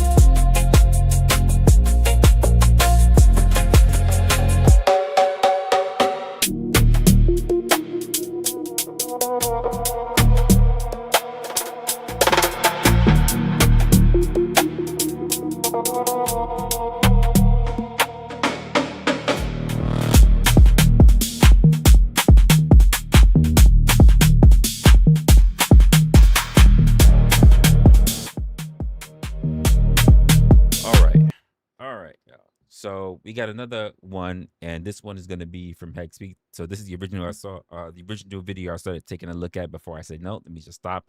Let's kind of get into it. I reviewed one of his streams a while back. I don't remember what it was, but I do watch him from time to time when he does pop up on my timeline. So let's get a little bit into that. And then, yeah.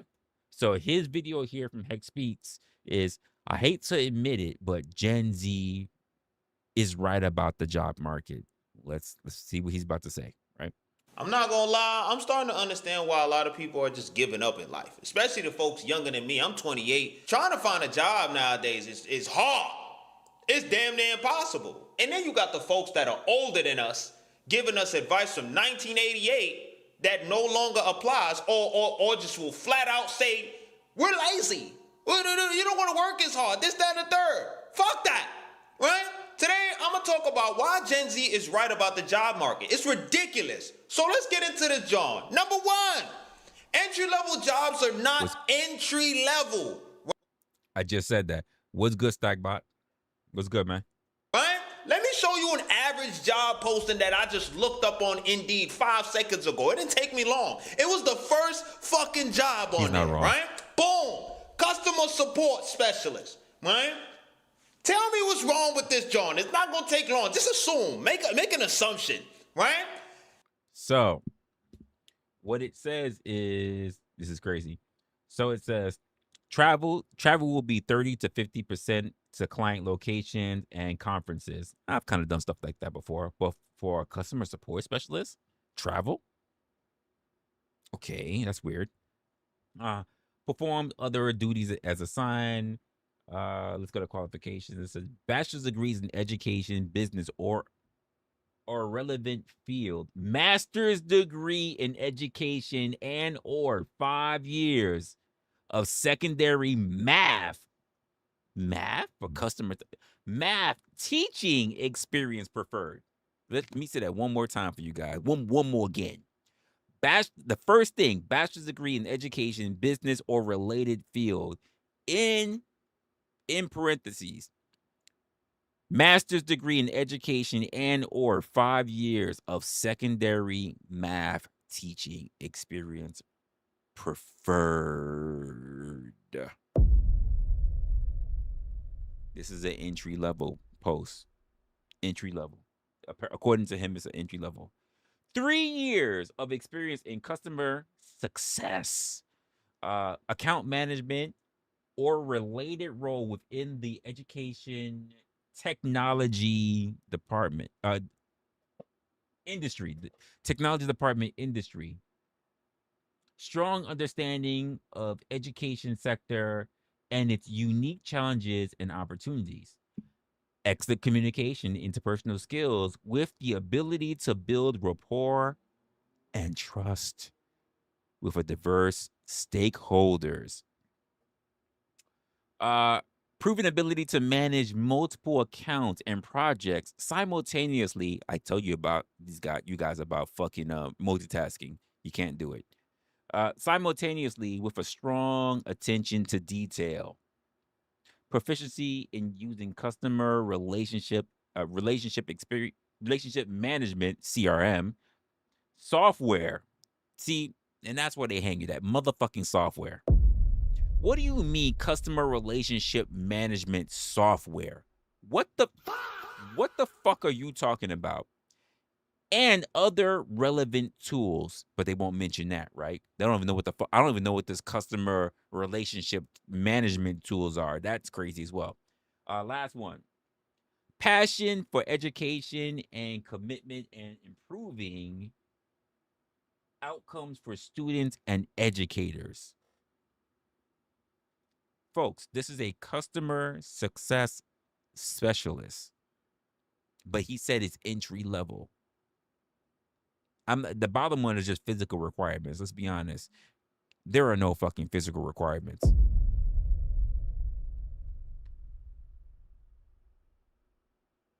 No, Jason, I ain't educated no fucking body. I ain't teaching nobody. Think about that though. This is supposedly, I don't know. Supposedly this is an entry level job posting, which by the way, I'm not surprised. I'm just not surprised. I don't know it because he didn't really show the entry level part, but I'm not surprised whatsoever if it actually is. Because I've seen tons of postings that are exactly like this. Like verbatim, I like this. This motherfucker says right here, if you scroll down, right, job qualifications. Bachelor degree in education, business, or a related field. Master degree in education or at least 5 years of secondary math teaching experience preferred.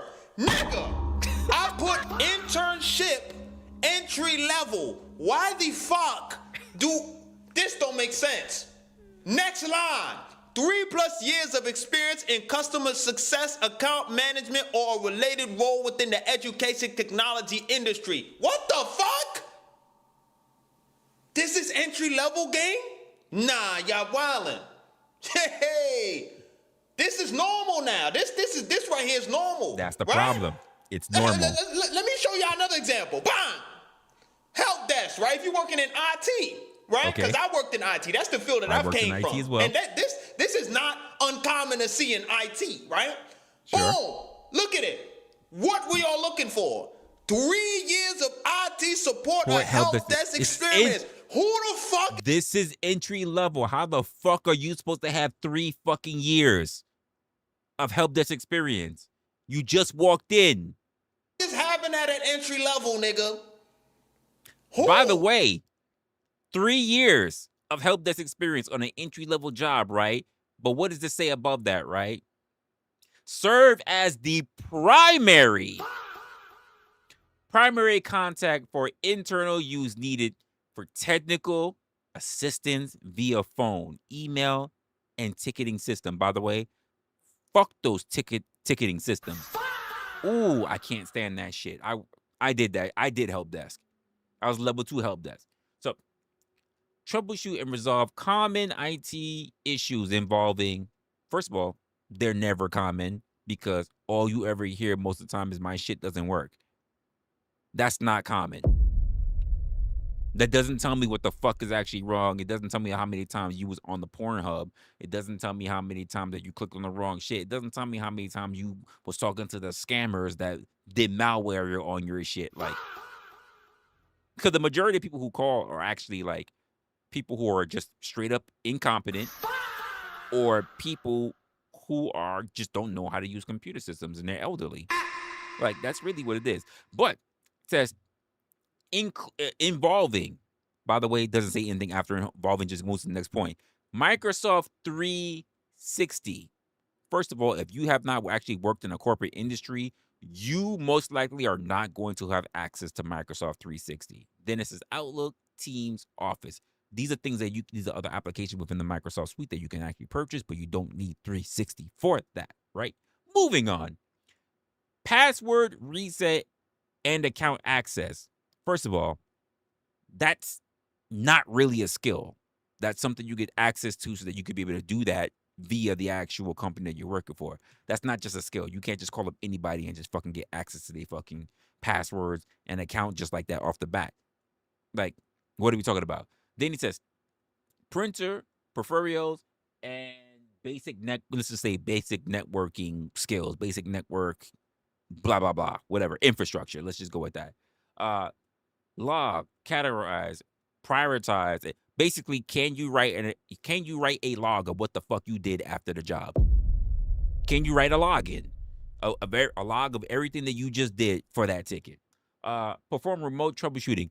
Basically, that means remote access once someone gives you access to their computer. That's all that means. Support employee onboarding and offboarding. First of all, there is, in this day and age, I have never, in all of my years of working, and I'll even ask you guys, in all your years of working, have you ever seen an offboarding experience? You see motherfuckers get into an interview. How many guys have you ever seen an exit interview? I'll wait.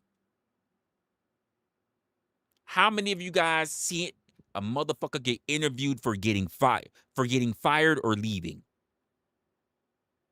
I'll wait. Oh, you're leaving? Well, before you leave, can we sit there with an interview and ask you why you're leaving us? Because there anything that we could have done any better to keep you here? How many of you guys have seen this ever in your life? Or how about, hey, you're being fired because you did this wrong. Come with us over to this interview room. Is there anything we could have done to actually have stopped you from getting fired? We noticed that you stole money out the cookie jar or whatever. Is there anything that we could have done to make sure that you didn't get fired, or we could have stopped you from? Is there any way we could have made the job any better so that you wouldn't steal money from the cookie jar? Like, how many of you guys have seen that in your life of ever working? Because I can tell you, I've seen it this many times. This many. That's how many times I've seen it. Fucking offboarding. Anyway, document solutions and contributions to whatever the fuck your contributions to the fucking the customer that you're working at. That's basically what it is. Same thing that you're gonna be basically putting in your logs. So it's repeating itself. Then what they're looking for is absolutely ridiculous, which is what Hec started trying to get into. Pardon my French, I'm gonna be cussing a lot in this video because I get past, because this shit don't make no sense. Right? I think we starting to forget what the word entry mean. Right? So let me pull it up for you. Bang! Right? Entry level. An entry level term describes the lowest, low, not high, low, blood clot. The lowest tier of a job, product, or service that is designed for beginners. If you play a game for the first time and you put that bitch on beginner, they're going to assume that you've never touched the controller before. They're They gonna make this shit so easy. The villains is probably gonna be one hit kill. You can't lose. If you put it on intermediate, then they gonna be like, you have some level of experience. Why the fuck? Why? Let's go back. Why the fuck am I seeing 3 years of IT support or help desk experience, 2+ years of networking for a entry-level internship role? For what? Internship it says is crazy. Help desk technician 1. This is the lowest level. Correct. Right? Right? So you got core meaning, a job meant for people starting a new career. New career. Requiring little to no prior professional experience, right? Now, let me play devil's advocate, right? Say you're working in IT, right? Because you don't want to hire anybody that could just fuck your shit up, right? Right. But the thing about this shit is they train you for 6-7 months, gang. When I worked in 7 months is a lot. right? They trained me for so long. Make sure that I knew anything. And then you get somebody who's above you that oversees Watches you. So your whenever shit. you have a question. And he's not wrong. When I worked for IT, I got accident forgiveness for 4 fucking months. 4 months, I was basically trained. In the last month, I had an overseer. So he's not lying. When I walked in as a level 1 help desk. They realized within that first month, they were like, you know way too much. We're going to give you level 2, but you're still within your probationary. I said, cool. 4 months before that motherfucker did not have to watch me anymore. And he was only given to me for 1 month. And not for nothing, she was fucking irritated with me. Not because I did anything wrong. She was just irritated that she had to oversee someone else's work. I did nothing wrong to her. But he's right. You get into IT, they don't want you fucking up shit. So quite frankly, even in the help desk position, you do like 4 months of training. Like, how are you gonna not know the fucking job with 4 months of learning it? Like, the fuck? He's right. You can ask them, right? They're not just gonna let you fly off the rail entry level. So it's like, if you're gonna train me too, gang, why the fuck do I need all this is this experience? required? This shit backwards to me, right? This shit is so backwards to me. So they making it hard for you to get entry level, and you gotta. This is for people who got degrees too. You can't even get. Cause keep in mind, they didn't put any degrees up there. I haven't seen degrees up on that yet. Entry level job, gang. Because if you ain't doing an internship or got any experience some way, somehow, you're done.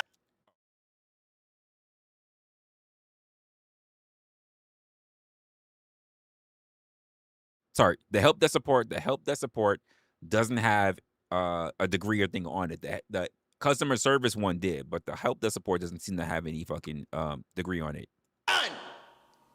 So make sure you get that experience. But even with that, good luck. Damn it. Moving on, number 2, right? Bang. Interviewing ain't for the weak. The last time I applied for the job that I got, I went through 4. You know what I'm saying? In IT, my nigga, we went through 17 rounds. He said 17. That's I'm crazy. like, damn, another There's one? no way. And then this don't even only apply to IT or tech-related jobs no more. This shit is becoming the norm, right? Agreed. You gotta have a fucking email test or written test, whatever the fuck, right? Boom, and then you get a technical round interview, whatever. We're just gonna go based off of this, right? We're gonna make it simple. We're gonna have one interview where you talk on the phone with a person, the HR, that's like, hey, I seen you applied for this job. They gonna do like an HR screening. That's what they call it. They gonna talk to you, see if you fit the role, and see if they could pass you up to actually have the interview. But by the way, I don't know. I'm seeing some weird shit on my side. If it seems like we going weird on your side, just do me a favor. Refresh your screen. Refresh your screen because apparently something might be going on with YouTube. It's not on my. For some reason, I'm seeing it like it's just the weird shit just happening. I don't know what that's about. So you get the HR calling you first, right? To see if you even qualify. So that's like the screening, right? It's like when they do sales and they see if they qualify to do a sale to you, like if it's even worth the time, right? So boom, you get to that part. Now you get to the interview stage. You do the tell me about yourself, all that boom, bop, beep, boom, boom, boom. And then they say, all right, bet you're going to have another round of interviews with the goddamn boss or whatever the fuck. They just interview. It's like, yo, my nigga, are you okay? Right? Are you okay? Right? And then it's like they put so much pressure on you, like you don't have to. This is the thing that be frying me, right? We have to make money to pay bills, gang. We know why we like. No one's gonna be like, hey, I'm here. You know what I'm saying? Like, we really want to be like, I'm here. I need money, nigga. Like, what's the word? What we doing? Like, just hire me for the job. I'll do this shit. And they get, by the way, people look at it really mean if you say, I have all this experience. You could literally call my previous employers. Why do you want this job? Why do you think I need a job? What was Mama saying earlier? If you have like months off or whatever, like if I'm unemployed and I'm looking for a job, I need a job. Why are you asking me? Why am I applying here? And if I'm working another job and I'm applying to your job, obviously I want to leave my current job. Why are we asking mundane questions? When I interviewed people, you never heard me ask you that. Why are you leaving your other job? Not important to me. Not important to me. It's not fucking important. Why you're leaving your other job is not important to me. I don't even, because here's the truth of the matter. I don't even want to hear the nasty shit that you could say about your previous employer. I don't. I need to know if you're capable. Can you meet the standards that we're asking for here in the company? I'm not about to sugarcoat shit for you. I'm not about to tell you that this is about to be easy. I'm not going to say, oh, we got a great family over here. Everybody's like family and it's just great. And we do pizza parties. I'm not doing none of that bullshit to you. In my mind, I've got about 5 adjectives. And when I'm having this conversation with you, you need to meet, depending on what you say, 3 to 5 of those adjectives. And if you meet 3, I'm very hesitant. 4, we can work with it. If you don't meet at least close to 3, I don't give a fuck if the Pope sent you. I'm not hiring you. I'm not hiring you. Teach me the ropes. That's it. People will actually do the job if you give them a shot. Facts. You know what I'm saying? Like, we all know this. The job is typically not hard. People make the job hard. Your job, when you mainly get it, your job is not difficult. Other people make your job difficult. On this 5-round interview and then to get ghosted at the end, or you gotta wait a month or 2-3 weeks, bills gotta get paid, twin. You know what I'm saying? So it's like this shit, I don't know who normalized this bullshit, but this shit is getting out of hand. 17 rounds, he says. This wow. 15-round interview shit is getting out of hand. At some point, we gotta be like, hey, I ain't doing this. First of all, I don't mean to shut him down and saying 17 rounds. Like, he didn't have 17 rounds. It's crazy to say 17. I know he has to be being a bit exaggeration. Let me tell you why I say that. When I applied for Google, I already knew from talking to other people that I knew, because they no longer work at Google. People who I knew that worked at Google told me that they had 6 fucking rounds. And I worked for a company prior to any other company I worked at where I had 4 fucking rounds. 6 rounds is still a lot. He said 17. I'm not going to go that far. I know he's being extra. But think about it.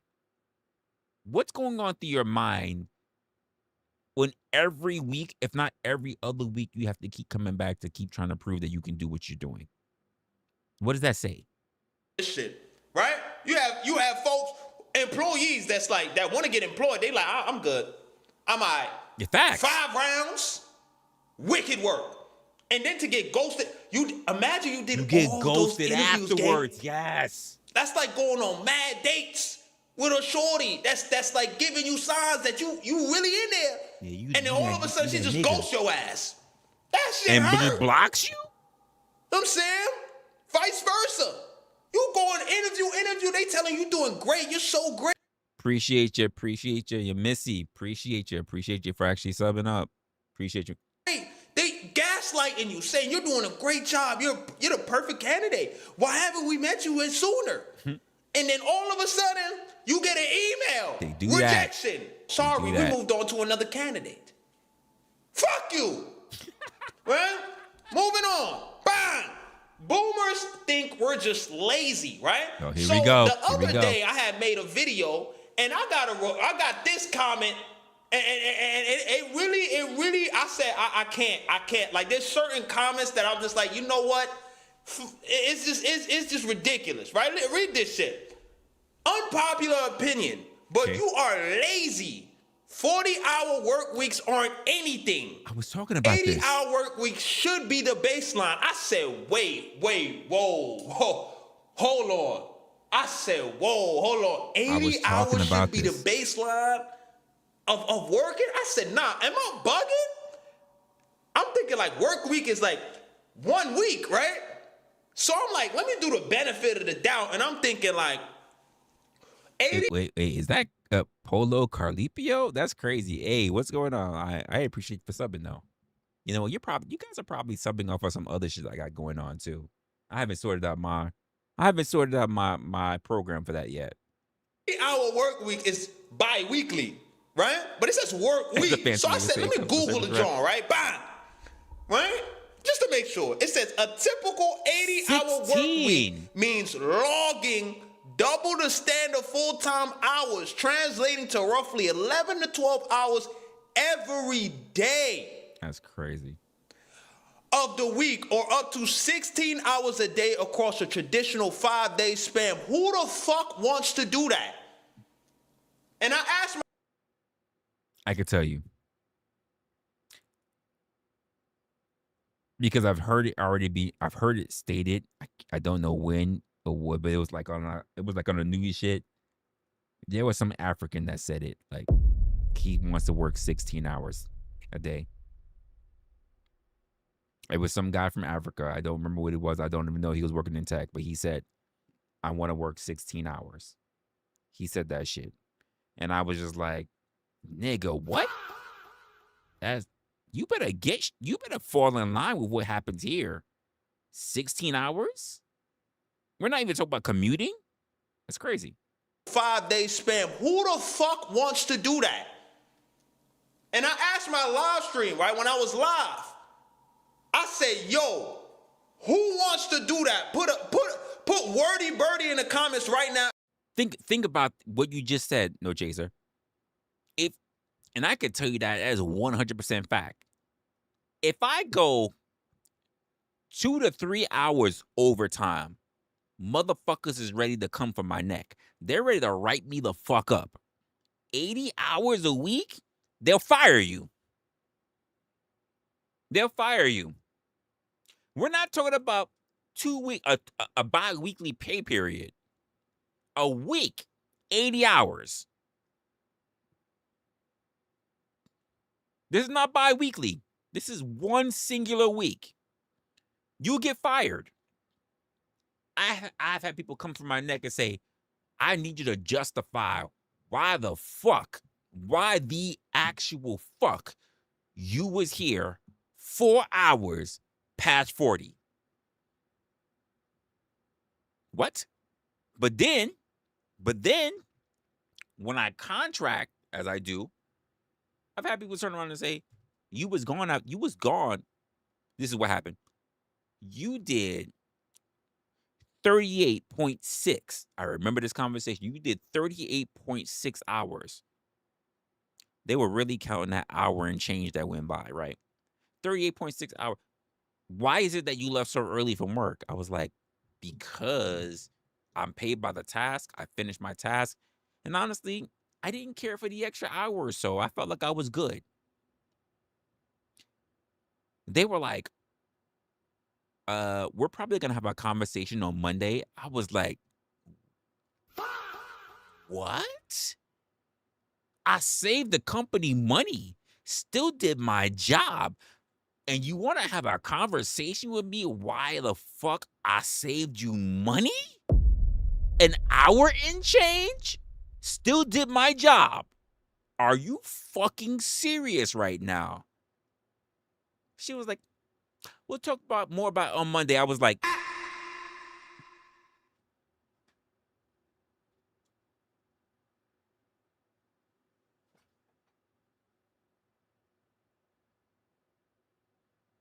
are you seriously?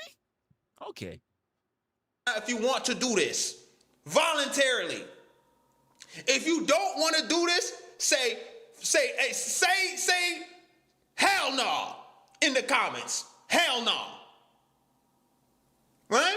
And there was not one person that said wordy birdie in the comments.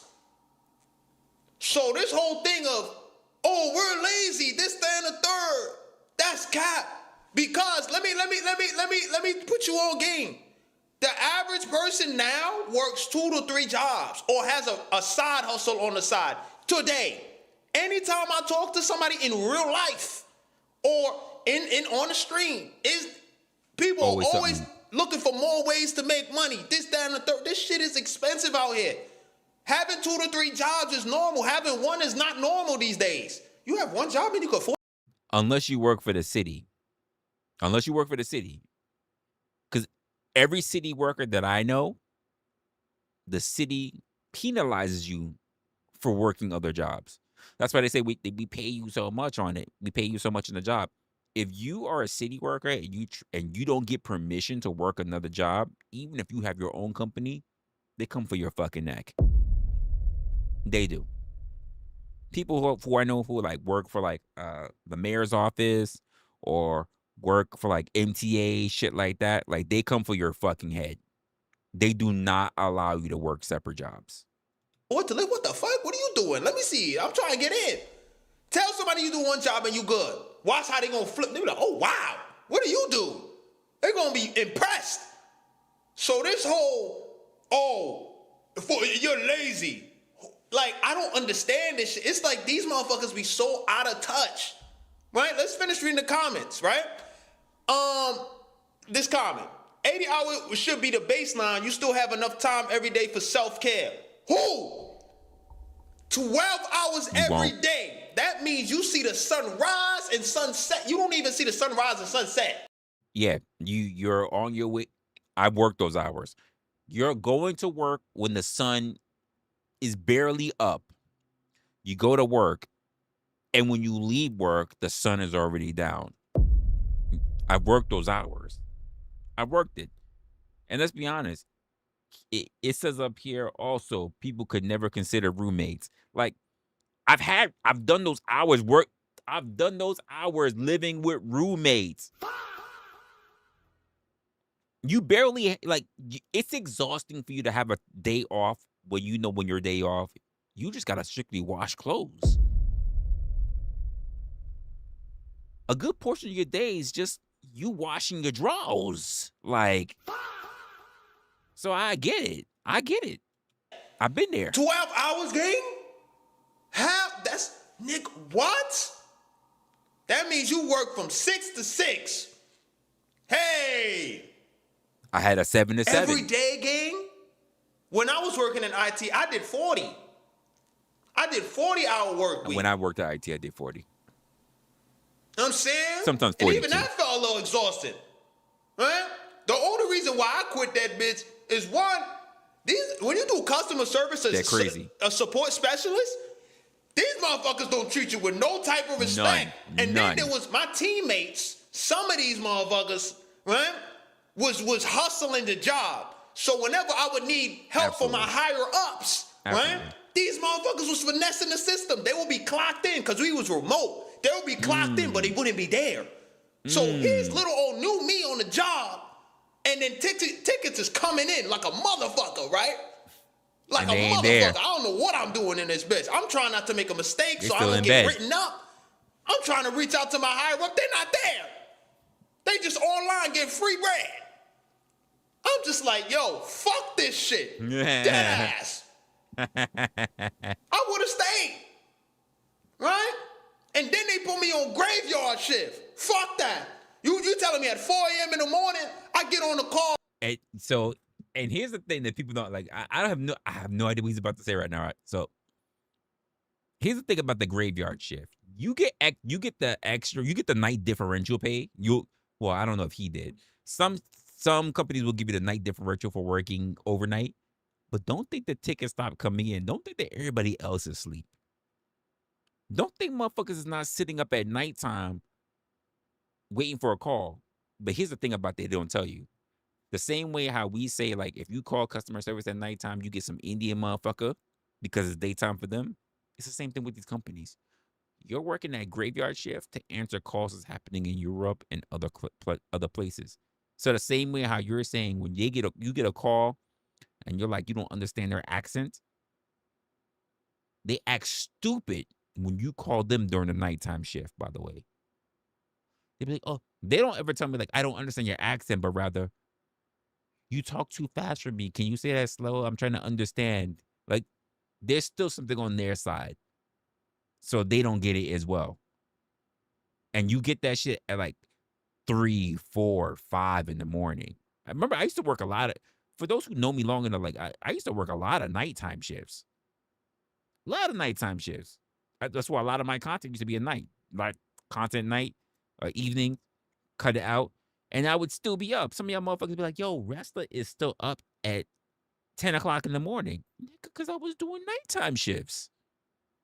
All right, I turn my computer on. I'm already slugging in the morning. I'm like, oh, shit, I gotta do this shit in the morning. I'm not complaining though, right? I wake up, I get on the phone immediately. My computer is not working. I need assistance because I cannot connect to the internet. I'm hearing static in between the John, right? I'm like, sir, I can't hear you really well. Can you convert this into a chat? Scream it. And he's like, he keeps going. I need my computer fixed. It's 4 a.m. in the morning. He's wilding. I just woke up. First call. He's wilding. So I'm like, I ain't gonna lie. My days is numbers here. You gotta stretch first, man. Fuck that. You know what I'm saying? If you work in customer service, I got nothing but respect for you, gang. Dead ass. Nothing but respect. But let's keep going, right? This whole boomer advice shit, most of it is outdated. We living in times that no one has ever been in before. See, but here's my thing. You're calling it boomer advice because I can tell you that there are extras who are still saying that type of shit because there are plenty of extras who never experienced a time with not having work. By the way, which I don't see that as a fucking flex. You've never been without work, which means that you've been a wage slave your entire life. You don't know what that means. You have consistent years of your life of having over 260 fucking days a year outside of the 1 or 2 weeks that you've actually had off of being a fucking wage slave. Like, that's not a flex. That's servitude. Right? So that whole lazy shit is the most, like, what is the word I'm looking for? It is the most out of touch take you can make. People are not lazy. We got more jobs than what the fuck I was doing back then, right? And we still struggling, right? Continue. He said, also people never consider roommates. Not everybody want to live with roommates. Roommates is another headache. I don't know a single adult that wants to live with roommates. I don't know one of them. We know about no adult lives with other people that they don't know, by the way. Even there even people who I know that live with that want to be on their own, they don't want to live with people that they know. Like, I don't know anybody that wants to live with somebody else unless they got a fucking family. Or they're like recent college grads or something. Have we not heard the roommate horror stories? Not everybody wants you. It should. Like living, what's the word? Living in your own apartment by yourself shouldn't be a luxury, but it is. Facts. You should have a choice to be like, okay, I should be able to get a studio apartment for like $700, $700, right? Good luck. Not in New York. That's it. If you want a studio, that should be calm, right? Damn near 2 racks. But now they saying, oh, people don't want to do roommates and shit. Not everybody is wired that way. They don't function the best with roommates. What if you're working at home, right? You got roommates, they knocking each other lights out. Fighting, boom, boom, boom, boom, or they just doing the in the other room. Then what? No How you chance gonna of work 7 from where. home? Right? People just want their peace of mind, gang. That's a fact. Right? And I want my peace of mind, and I want to walk in, and I don't want to be bombarded. Listen, when motherfuckers heard that I was living with 2 white women, motherfuckers thought I was goddamn Jack Tripper. They were like, it's Three's company. And I was like, nigga, when I walk in the door, it's Four's company. Because I had 2 white women and I had that goddamn black cat. And I didn't want to deal with none of these pussies in this goddamn room. None of these pussies in this whole damn house. I didn't want to deal with them. I just wanted to go crawl my ass into bed. I didn't even feel like peeling off my clothes. I just wanted to go the fuck to sleep. Because I knew I had to get up and do it all over again. You think the dreams y'all people make up, like. Right? Let's keep moving. Or the people saying they are struggling, got an iPhone 16 or whatever the newest is lately. I got an iPhone 14, gang. I ain't upgrade this shit. Until it breaks, I'm not upgrading this shit. I'm a frugal motherfucker. I get that. Right? I get that. The latest purchase that has made my shit go up, and I feel like some days I regret it, is getting a car because I live in Texas now. Coming from a person that used to live in Brooklyn, New York. Let's not even talk about rent prices over there. Hey, at least he said it. He in Texas. He's talking about 700 or so. I'm happy he knows exactly where I am in Brooklyn. I'm happy he knows not even to fucking talk about it. I'm happy he knows that. That shit is ridiculous. You get a fucking closet for $1,600. Nigga, I just said 2 racks. Fuck $1,600. You get a bird cage for $2K a month. A bird cage. Are you to be on your own? To shit in private? To walk around naked? To cook your own food and no one else eat it? To have no bedroom? Just your big ass living room and just you? And you having to convert everything on your own? Like, 2X. Like, the fuck? And then the maintenance man not even gonna come on time. Nope. Right? But watch this. I'm not gonna lie. Especially if he a small hat. Video, y'all. Let's look at this shit. Let's see what this bro got to say right here. Because I know I'm not wild. Lazy. Y'all don't want to work these days. Look at me. I worked 850 hours this week. I ain't spent no time with my family. My back is falling apart. I can't afford health insurance, and I'm barely making ends meet. So what's y'all excuse? Right. And this is the shit that they be bragging about. Like it's some golden chips, some great lifestyle. You know what I'm saying? Get the fuck Shout out to my dad. He be going crazy. Like, he a workaholic. But at the same time, it's like, we haven't had that many memories, gang. All I know him for, till this day, he called me the other day. He's like, yo, this thing, he's never home. He's like the invisible dad, but everything is taken care of, so I give him credit for that. But I've never, it's been very rare where I see him in the crib and we have a man-to-man moment. I have to teach myself how to be a man.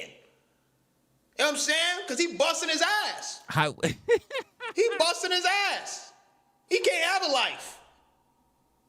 Right? But let me continue this video. Shout out to my dad, though. What the fuck you mean, what's my excuse? I don't need an excuse. Bitch, I don't want to live like that. Facts. Yeah, because y'all lazy. Yo, think about it, folks. 24 hours in a day, right? He said 150 hours. Let's say we do that in a week.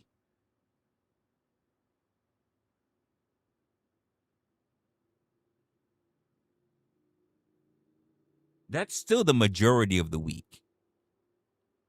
Still a quick 168 hours in a week. He's at 150 hours. That is crazy.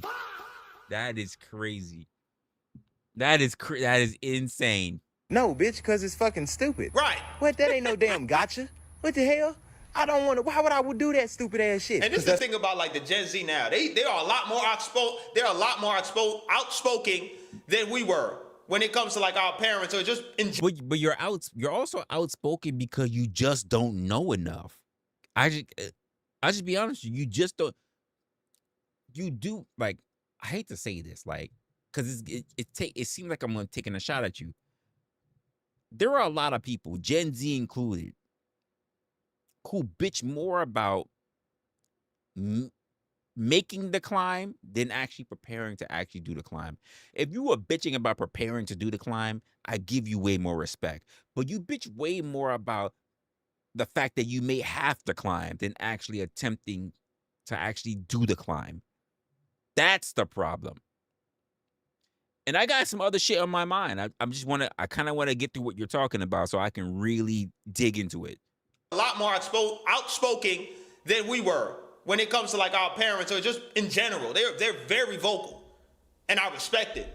Dead ass, because they gonna call you out some bullshit. Like this don't sound. I don't respect it because a lot of people are speaking out of ignorance. This don't sound plausible. No, that doesn't sound like a great Some sound okay. Others be how things mad work. ignorant. Things barely worked like that when you was a damn kid. So I know they ain't fucking working like that now. Yeah, y'all all fucked up. Y'all just want to sell candles and be tuber used and screamers and shit. Cause that's. Is he wrong?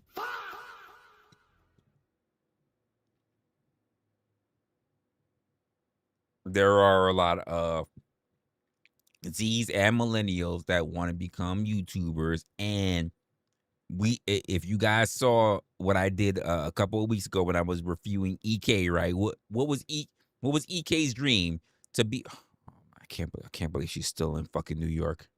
Like I can't believe she's still in my fucking city. She's like literally another borough away. Oh my gosh, she's like 30 minutes, almost 40 minutes away from me. How is she quote unquote making her living? You know what? Let's go. I wonder if she's doing content ever since her roommate left. I wonder if she's doing content. But like, how was she making a living? How she claimed she was making a living? She was making fake plastic or rubber cats keychains type shit. Like, is that what she was doing? I'm gonna have to go check up, see what she was doing. How she's fucking shit that they gotta do, cause that's the only thing gonna help. Bitch, we cannot work at Home Depot, Walgreens, Target, Best Buy, and none of these regular fucking jobs and survive. That's the thing. It's like people don't. I don't think people understand when they say this whole boomers, like Gen Z is lazy. They're not.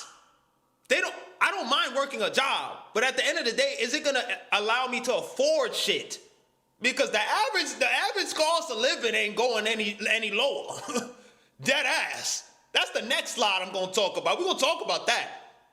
Right? We don't mind working a job. That 40, 80-hour work week, that shit it still don't afford you shit. You still scraping, gang. It doesn't. I'm wilding or I'm not wilding. You're not wilding.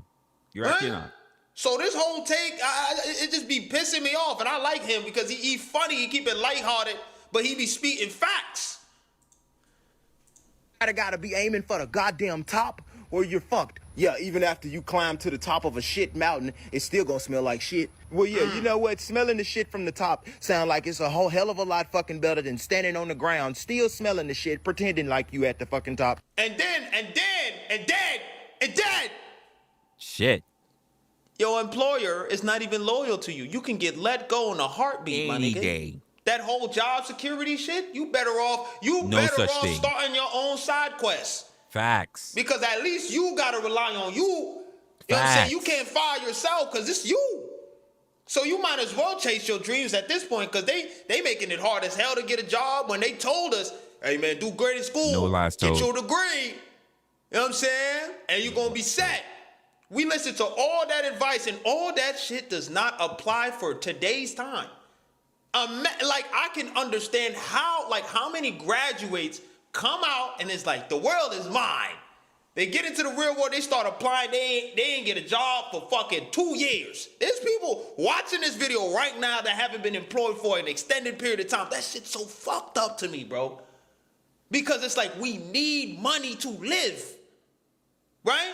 And they making it hard to make the money. So when you see people start doing wild shit for the bread, I don't blame them. I mean, this is why, not for nothing, as much as people talk shit about OnlyFans, right? I'm not mad that women had no choice but to go to OnlyFans. Like, I'm not mad. It's rough out here. Why not go to some of the most easiest professions to be able to get, especially if motherfuckers out here pouring their fucking goddamn life savings into it. Like, I'm not mad at them for doing so. I'm not mad. I just think that it's crazy that people who are actually been trying to do shit the right way, the way that, quite frankly, their government, their state, their officials say that they should do it, and they're not getting anything out of it, that they're being penalized for it. I think that is absolutely fucked up. I think it is abhorrent. But that's the world that we're in. But again, leaving so many people out of it, because he's looking strictly at boomers. No, I'm not gonna get into it yet. I feel like I need to wait. I feel like he might say something more. Dead ass. About halfway in. Let's go. Keep going. Bang. The salaries aren't keeping up with the cost of living. Never do. I done said this in the last slide. This shit it's getting real expensive out here, gang. Damn it. Let's watch this video though. Keeping up with the cost of living. The cost of living in this country is currently, it's not going to be, it is currently unsustainable. Facts. And there are people. So, I don't know if you guys can see that, right? But it says, the cost of living in the U.S. is beyond unsustainable. An adult making $75K usually is not earning a thriving wage. A person earning about $70K, like, you're going to have to basically take like 30% away from that. Because more than likely they have their state taxes, whatever goes going on, they have to pay for their car, their insurance, whatever warranties are sitting on it. They got their wife and their kids. Did I mention the mortgage? They get they got the mortgage.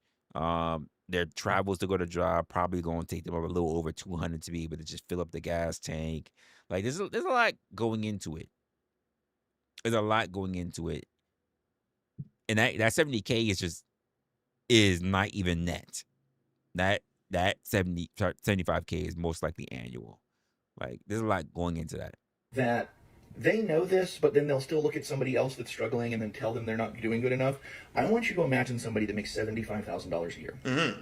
That's a pretty high up wage. It is. In terms or of at least like it used to be. top earners in this country. That's good. $75,000 a year. Used to be. And we're going to go through some things here.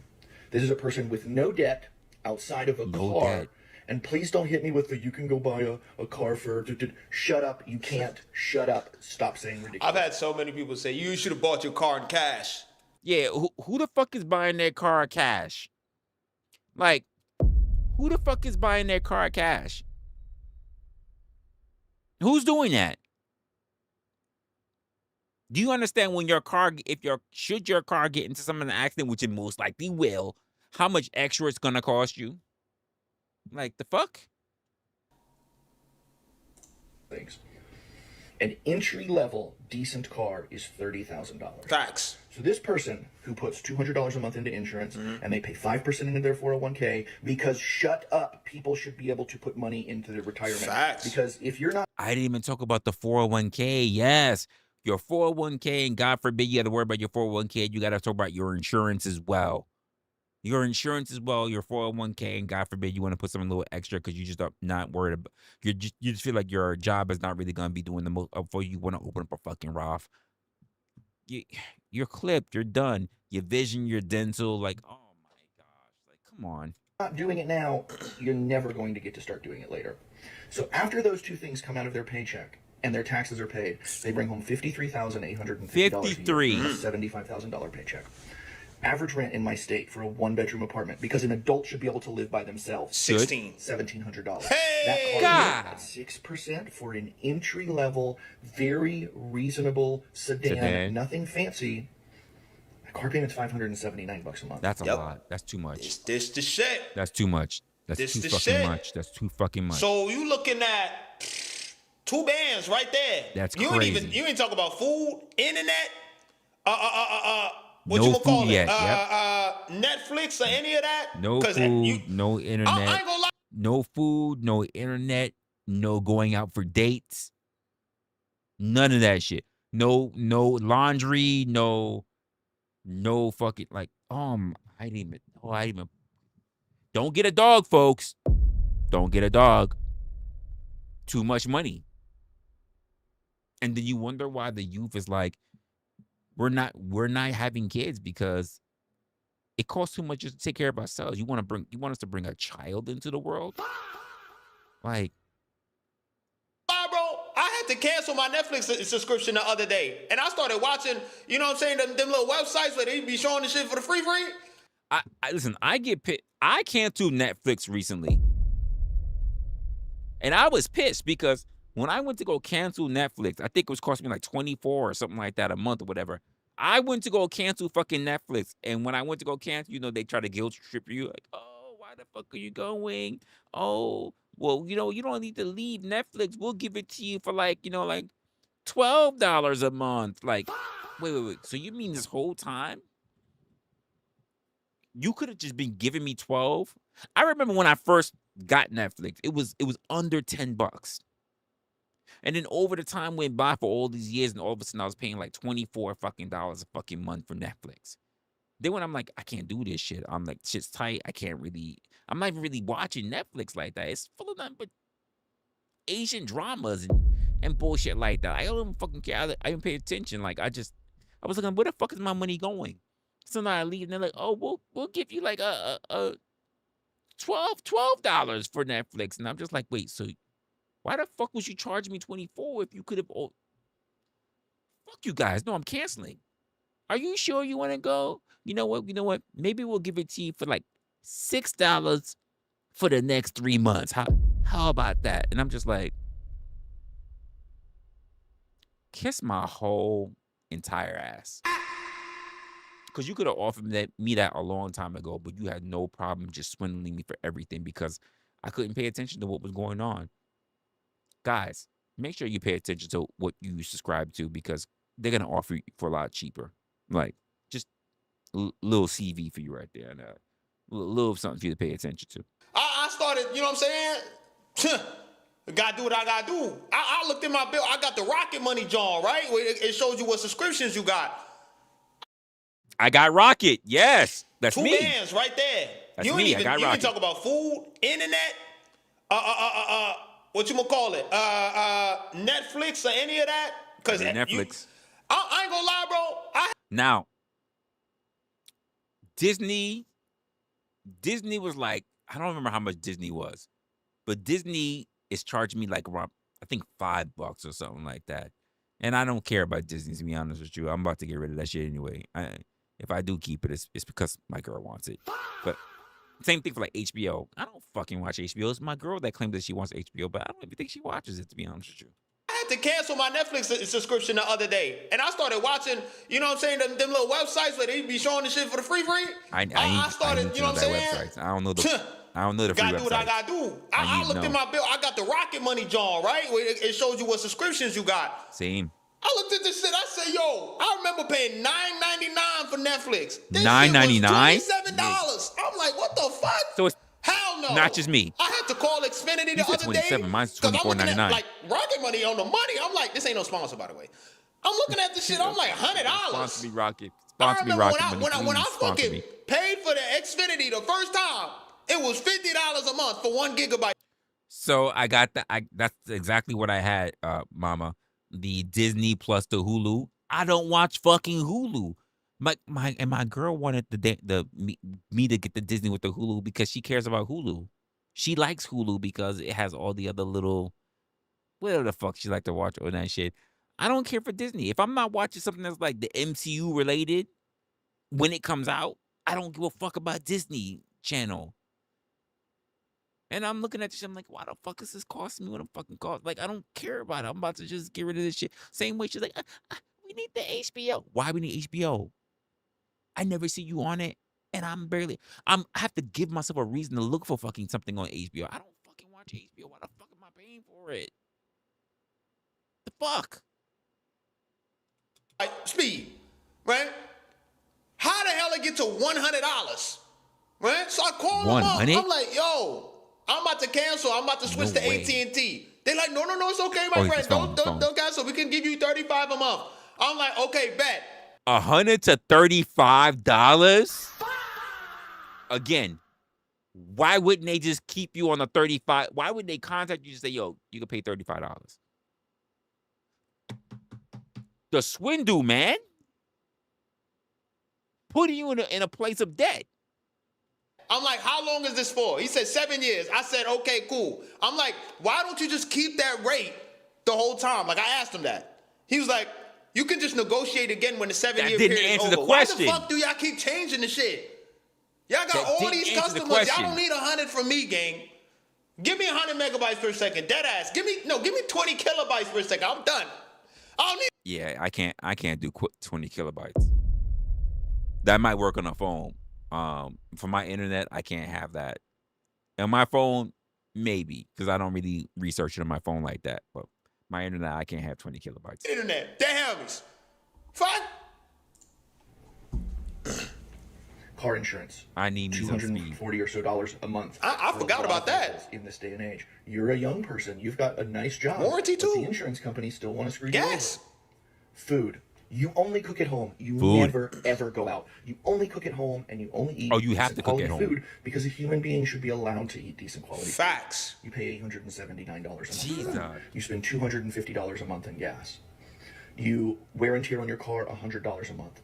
$80 for your phone, $80 for your internet, $175 a month for your electricity, $70 for your water, $20 for your cash. Okay.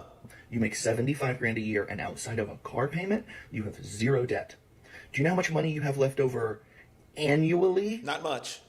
At a $75,000 wage? You do nothing. You don't own a Netflix. You don't go out on a date. You don't pay to go to a park. You don't go watch a movie. You do nothing. If you can't find it on the internet for free, you don't get to do it. If you can't cook it at home for your $800, you don't get to do it. You have $3,700 left over annually. That's crazy. That's like $300. 3,700, not 37,000. 300. 3,700, gang.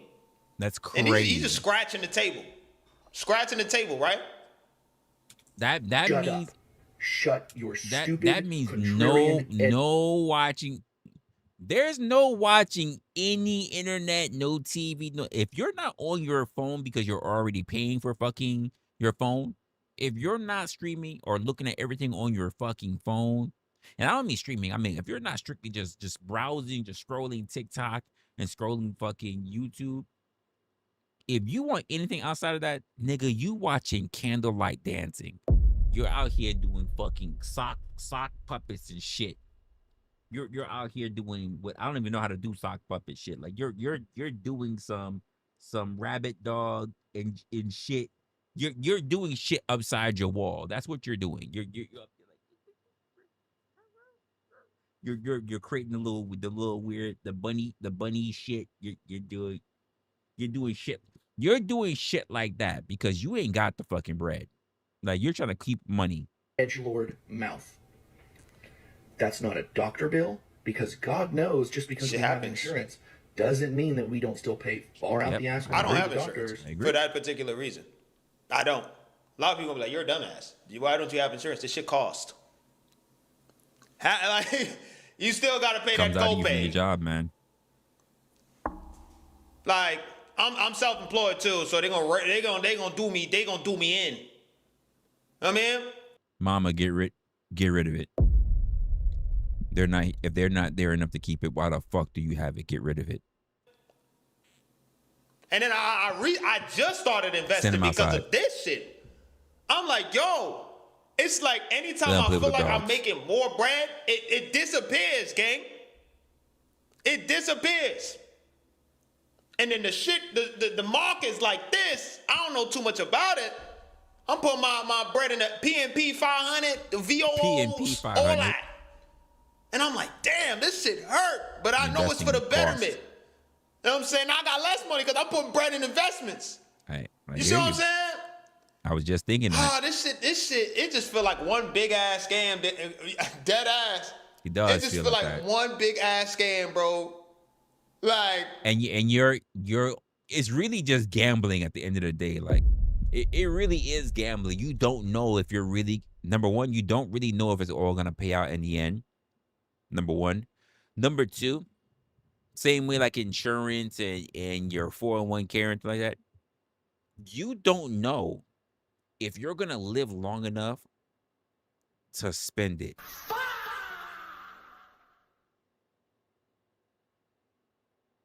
All of this is basically just hoping that you get old enough to see all of your shit and be able to get a return on it. You don't know. You really don't know at the end of the day.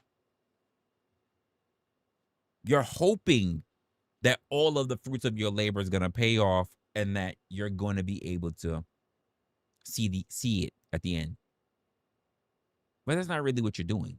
You're not really, the likelihood of you being able to see and be able to spend all the dollars that you saved up from everything that was being taken from you is slim to none. And Slim just died. Just keeping it a buck with you.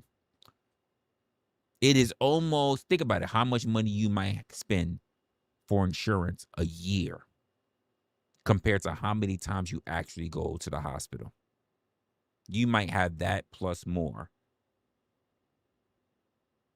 outside of spending it on the insurance. Now, the problem is that you have to spend money on insurance, especially when the companies, because the idea of you saving it is not really within your wheelhouse. You're really paying your company more money to do the work for you because you're too lazy to do the job yourself. You don't really want to take care of making sure that you're good and healthy and that you're taken care of. So therefore, you're paying the extra money for insurance through your company to make sure that you have it when you need it because you're just not very capable of doing it on your own. It is what it is. Resla. Okay, well, show me otherwise. Shit is crazy, bro. It's crazy, bro. People like to be entertained. They want to date. They want to have a human experience. There's those of you out there that will tell somebody living like this on $75,000 a year before taxes that they are not doing what they're supposed to do, that they should get a second job, that they're already doing that. Get a side hustle. They're already doing that. Get a better job. And the fact that you would look at somebody with no debt other than a car and say something like this to them means objectively you're a moron and you live in a fantasy world. Facts. And when these boomers or these folks get on here saying that we lazy and this, that, and the third, y'all out of touch. Y'all just don't get it. First time he said these folks. Y'all just don't get it. 9 times out of 10, it's people that have are well off or have achieved the dream already. And I'm going to say it again. That's not even the majority of people. It's about 10, if not less than 10%. Roth IRA maxed out already. Boom, boom, boom. Like they 60.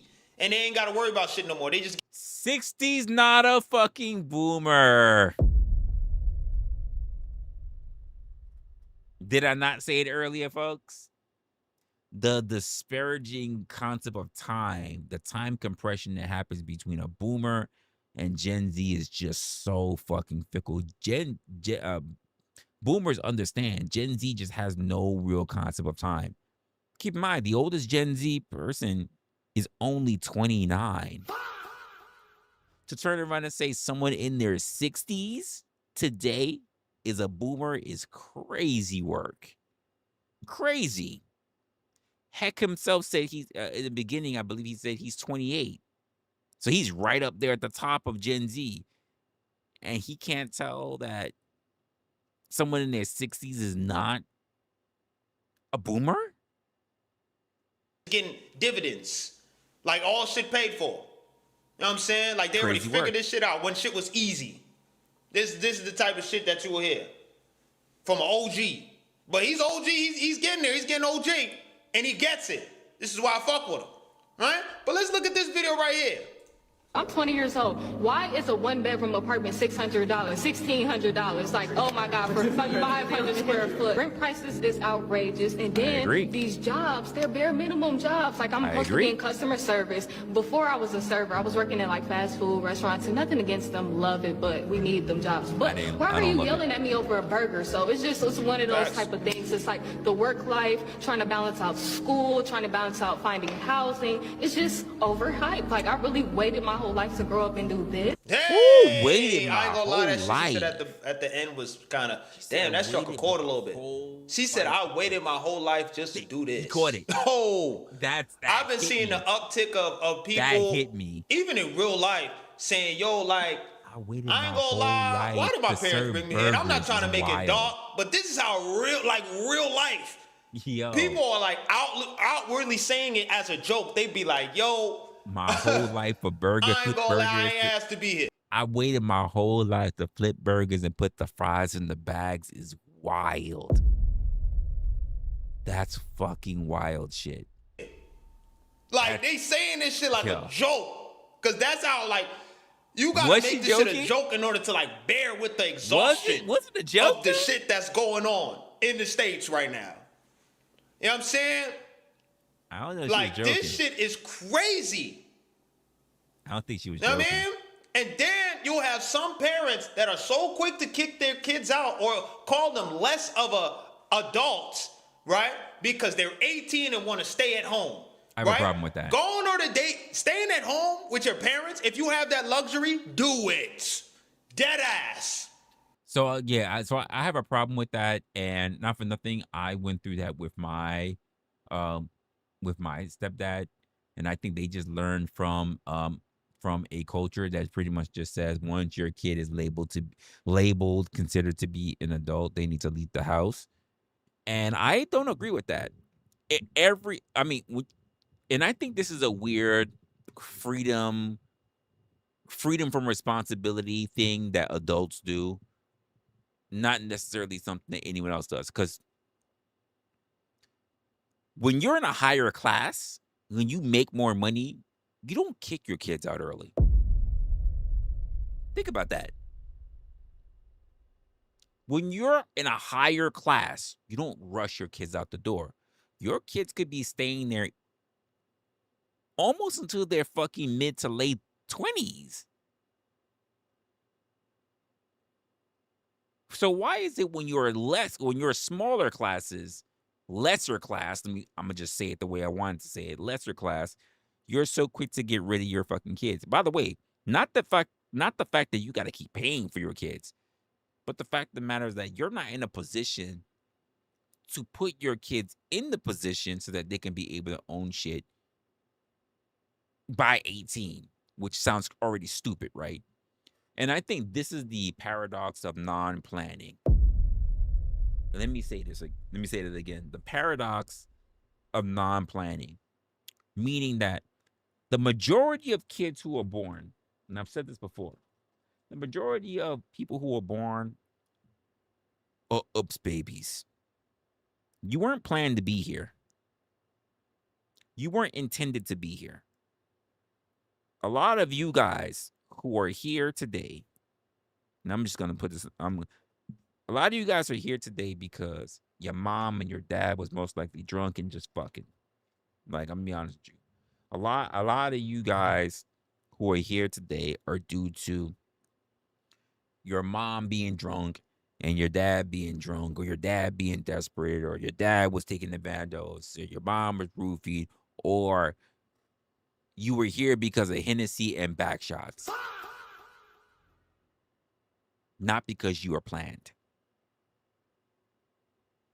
People who are actually planning to have children typically understand how much it costs ahead of time to actually have a kid and put themselves in position ahead of time to have children. And the majority of people who are born are not planned children. They are oops children. They are I knew I nutted in you. Yeah, you could have gotten pregnant, but it was just so good at the time. The majority of kids are not like, you're doing well, I'm doing well, you're making this, I'm making that. This is what it's going to cost us if we actually have a kid. Do you want to have a baby? That's not the majority of parents. The majority of parents are not that responsible. I'm just going to be honest with you. Because generally the parents who are that responsible, and I've only met one person like this, right? One person who had these type of parents. And it blew my mind. Because she literally said this to all of us. Because we were just kind of like, oh, you could just do that. You could just chill. You could just have whatever. Like, you're on your own. You have your own apartment and your parents pay for everything. She's like, yeah, I was a planned baby. And we were like, we thought she was like talking shit, like throwing shade. But when we actually had a conversation, because her parents were over at her place, like they came from, I think, Seattle, and they came to visit her or whatever. We was all there. We was all chilling. It was around Christmas time. They paid for her room and board. They practically paid for her lifestyle. And she don't live poor. She be getting nice shit and everything.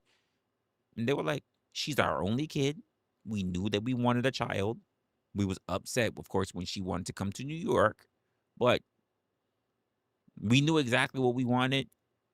We thought about it ahead of time. Her father said, I knew I had to make this amount of money. Her mom was like, I knew I needed to work to make this kind of money. When we had her, she had everything.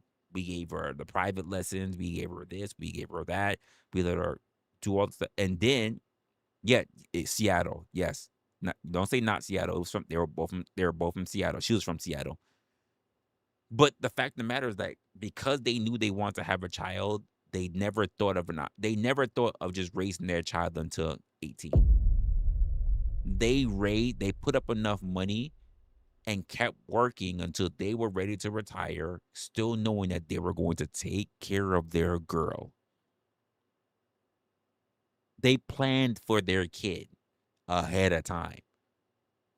And I mean, like, not just like keep spending money on her. I'm talking about like they have like trust in her name and shit like that. And she hasn't even had to, I don't know about now, but she didn't have to work on touching the trust because her parents still made enough money to be able to take care of her lifestyle. Every fucking year, multiple times a year, she goes to see her parents. Because they planned for her. That's not the majority of people.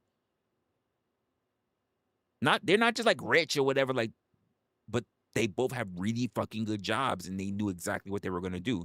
And they didn't want to put their offspring, very intentional with the word, offspring, in the position where they got to basically rely on somebody else to give them an opportunity. And I can't say nothing about that. It's the only example I've ever seen that. I didn't know what to think. I was lost. Because that's not what I've ever seen in my life. And it took me to being in college to see that shit. And I was just like, I don't even know how you do that. I don't know how you find two people to be on that same page. Because in my mind, it means like the entire time where our parents together, they was basically fucking with condoms. Until they literally put themselves in the position to know that she needed to be born, which means they also have to factor out their time frame, their age, and everything to be able to do that. That is some level of calculation I just can't fathom. I can't. But they did it because this girl was a beautiful woman, by the way, standing in front of me. And I'm just like, I don't even know what to say. I wish I could do that shit and still make content comfortably. But there's a reason why I got up out the crib. If y'all want a video on that, I'll make the video. But not everyone has the luxury to be mentally okay living with their parents or physically okay living with their parents. There's a lot of nuance and shit that be going on, which is why people, young adults be wanting to move out, even though it's not wise to do so during these times. Sometimes you have to for your mental sanity. right? And then now the choice is, I gotta get a roommate. I seen a take on TikTok that said, oh, living by yourself is a luxury. Which is crazy. Why That's did you, crazy. and then she said it so condescendingly, right? She said, living by yourself I blame the show Friends. That's crazy. is luxury. You should be looking at a roommate. I don't understand how people are complaining about the cost of living when you want to live by yourself. You should be looking for roommates. Are you slow in the mind? Why would you even think that's okay to say something like that? That's the problem. What you said is the problem. Yeah, I agree. It shouldn't be a luxury to be able to live by yourself. Not everyone can coexist with people 25/8 in their face. Some people need a square box where they can just kind of reset and be alone. Talking about people with social anxiety, probably neurotypical like myself. I got the ADHD. You know what I'm saying? We need time to have our own space so we could stem and do whatever peacefully. You know what I'm saying? And then we could go back, recharge, and go back out into the world like it's a new day the next day. Not everybody can do that. So now we gotta compromise our mental sanity and do roommates because y'all motherfuckers wanna raise the rent like somebody Like asked crazy. for that shit. Yep. Who's making the money? Who's this for? So the question is, what the fuck do you do, man? That's the question. I don't know. I don't know. I don't know. I'm gonna keep it a band with you. I don't know. I wish I knew the answer, bro. But it's like, these days, you just gotta be strong as fuck. Whatever that Damn means. You know what I mean? Whatever that means. Like when you try to talk to your parents, like some, I'm not gonna say all, when you try to talk to your parents about this shit, yeah, it's hard. It's real hard. Some will And honestly, they may understand, they may have some empathy for you, but that doesn't mean they gonna move you the fuck back in. Like, they like, I get it. Hard times, shit is crazy out there. We get it, and we're rooting the best for you, but we're not having you back in here. will be real quick to be like, man, you ain't trying hard enough. Are you insane? That's crazy. Have you seen, like, submitting 500 plus applications is normal now, gang. And out of the 500, you probably get like 5% of them that will send you a rejection letter or respond. And the thing is, like, when you put your resume, all that, when you actually apply for these jobs, right? They don't tell you what you're doing wrong, so you don't even know what to improve, right? And say if you're the person that actually gets somebody that's a resume specialist, right? Or you get like a job hiring coach, because those are available too. You go through all of that and you still can't find a job? That shit is the most dehumanizing experience ever. And then you gotta keep going through the interview process over and over and over. You know what that does to somebody mentally, bro? When you have to make money to live, that's the thing. Why the fuck is it hard to do something that you have to do? Yeah. When y'all made the system. I agree. I'm lost. Like, and then the shit, right? Because I graduated valedictorian in my high school, right? You telling me I did all this shit, studied, I listened to all y'all advice, and all the advice that y'all gave me no longer works? Oh, I'd be livid. But that's what it's like going to fucking college. I'm so glad I took a chance on myself and started doing That's what it's like going to college. You go to college, you learn all that shit, and by the time you're fucking out, more than half the shit that you fucking learn is already fucking non-good. If it's not the basics, every special shit that you heard is already useless. Like, that's the way it is. Especially because you say you came from a tech background like me. That's the way it was. The moment you get out, all the shit you learn is useless. When I was 12, gang, and I haven't stopped since. I'm 28 now. I've been constantly finding new ways to reinvent myself, do this, do that. Lucky Make nigga. money on the internet, bro. Not all of us can just say that. Like, honestly, like, it's just crazy. I'm a lucky motherfucker, bro. And who knows how long this shit is gonna last for, gang? True. Not everybody has this privilege, gang. I'm lucky. True. I'm lucky, bro. Very lucky. Right? But you got people who are that are trying hard every day, bro. And then there will be a motherfucker that says, you ain't doing right. You gotta do this. You ain't grinding hard enough. You gotta hustle. How much hustling a nigga gotta do? Y'all be frying me with some of these takes, bro. Y'all don't, it's like y'all live in another planet. You know what I'm saying? People are trying, bro. Right? Let's go back to the tech industry. All the people that went to boot camps, got a resume, portfolio, they made a bunch of apps on their free time, whatever the fuck, to get obsoleted because y'all trying to find cheaper labor, or y'all using AI to vibe code everything. That's some fuck shit. I ain't gonna lie. Right? And honestly, that's what they're basically saying is that what is basically being said at the end of the day, despite how many people that we have here on the planet, people that have skills, people that are learning, people that will always continue to learn, people that will grow and develop.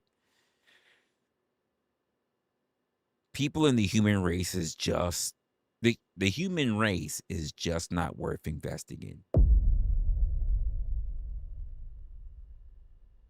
That's the way how I'm hearing it. We're just no longer worth investing in.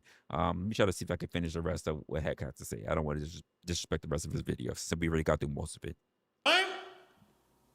You telling me everything that I learned is not, y'all not, what the fuck?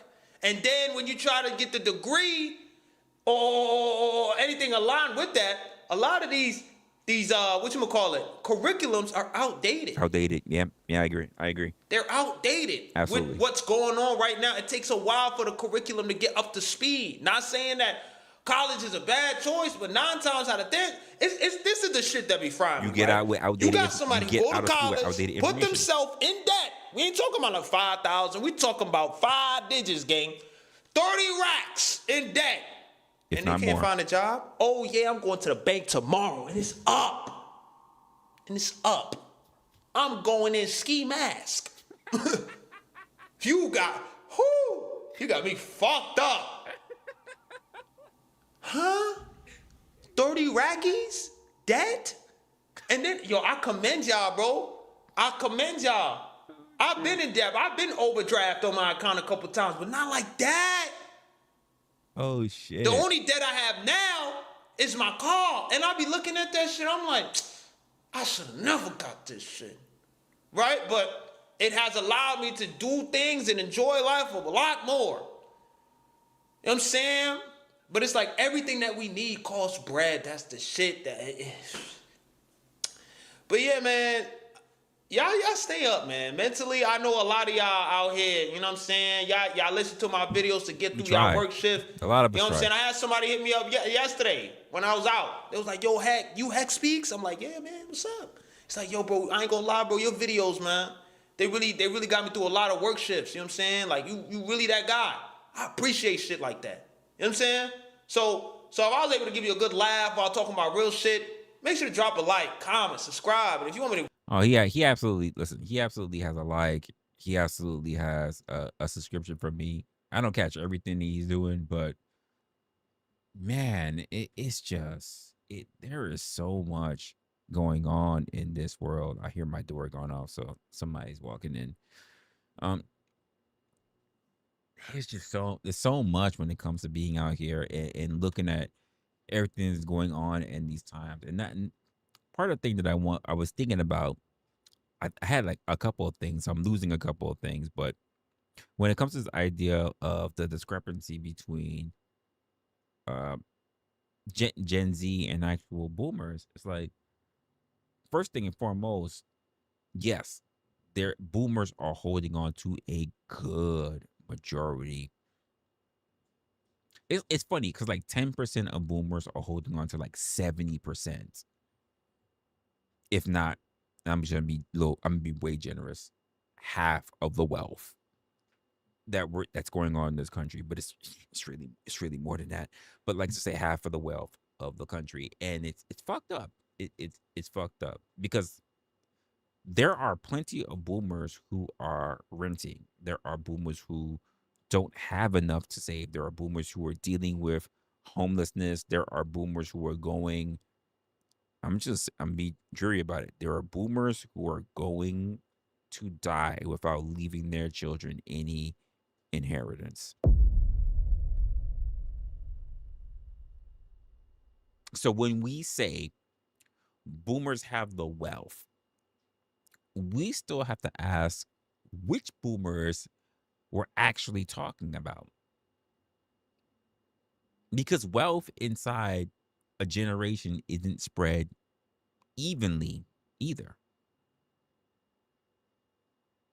Because there are places where this shit gets fucked up. And I think we've even seen some of it in the kind of speaking that we've seen here. People will hear things like boomers are holding on to most of the wealth, right? And somehow that turns into every boomer had it easy, and within life, had it easy on their own, and now they within their own life, and now they own everything. And that's not the statement that's being made. That's not the statement that actually should be understood. If you just did a little bit of fucking research, just a little bit of fucking research, to be honest with you. That's not what it is. But you get a lot of that bullshit.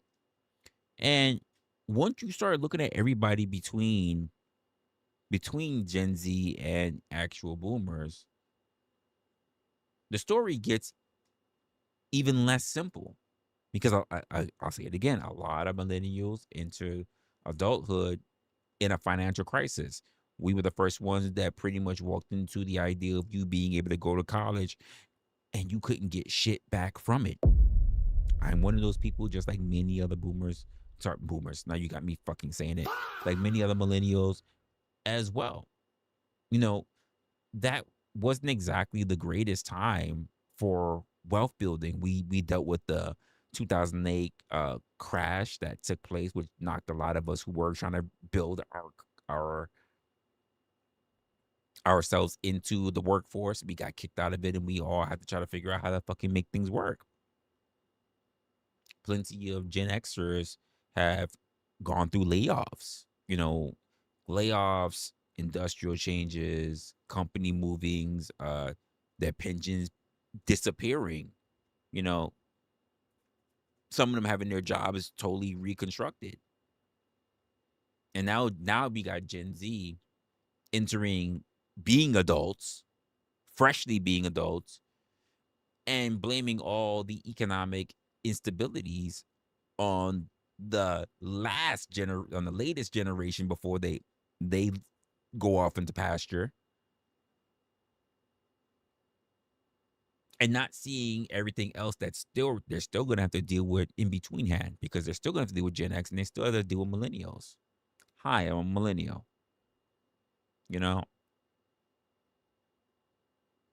And it's very difficult because these are different circumstances at different times.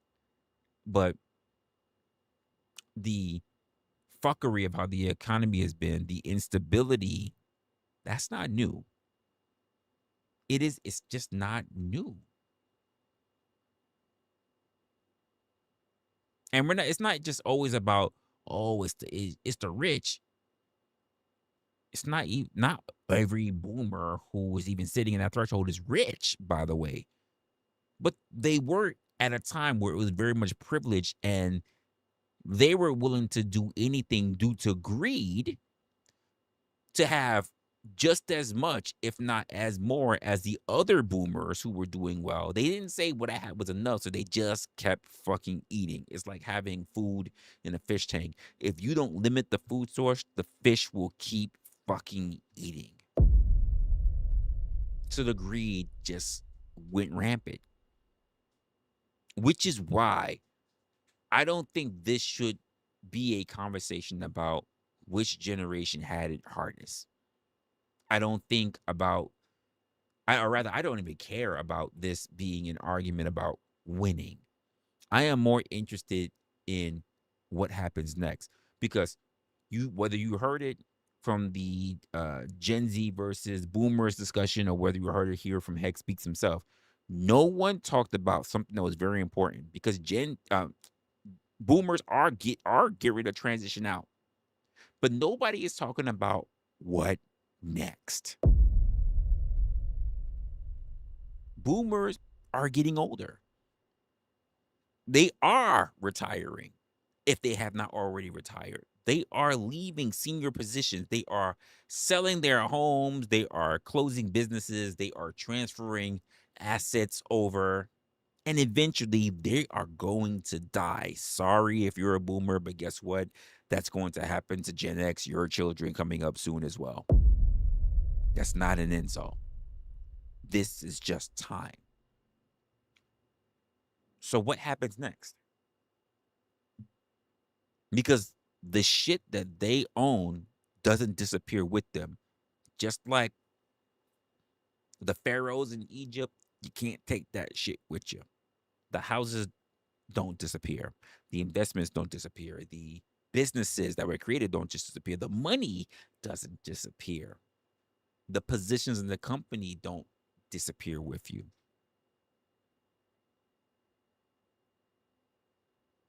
Something has to happen to it all. Somebody has to take over. Somebody has to inherit it. Somebody has to get the money. Somebody has to take over that business. Somebody has to get promoted because you are no longer there. Somebody's got to buy that house that you left behind. Somebody has to be the next person holding that thing that everybody else wants. And I think because boomers have been so selfish, again, not all boomers, those very select boomers have been so selfish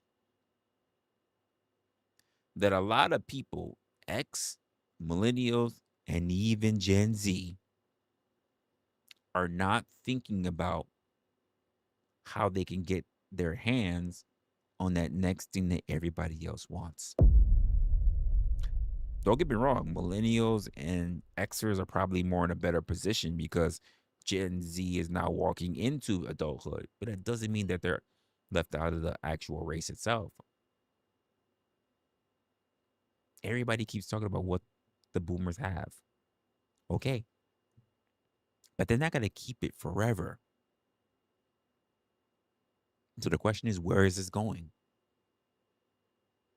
And if you manage to see this, by the way, if you are a Gen Z, I don't know why you would automatically assume that when boomers leave, everything just gets passed directly to you. It's not the way it's going to work. Don't ever believe that Xers and that millennials are not going to fight tooth and nail to ensure that you don't get it. There is an entire 2 generations ahead of you, X and millennials, that exist. They've already been deep into their careers. They're now closer to senior positions. Some of them own properties. Some of them have investments. And some of them are the children of those very same boomers.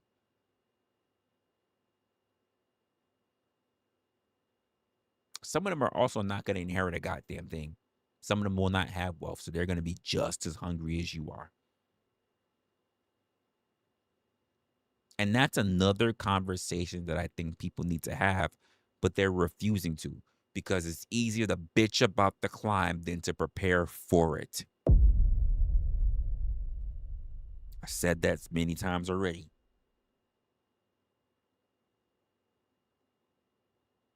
Because a lot of people are not talking about what can be left from this huge transfer of wealth that's going to be taking place. And what are the opportunities going to be there because of it. That is important. Because boomers are not going to solve that shit for you. It ain't happening.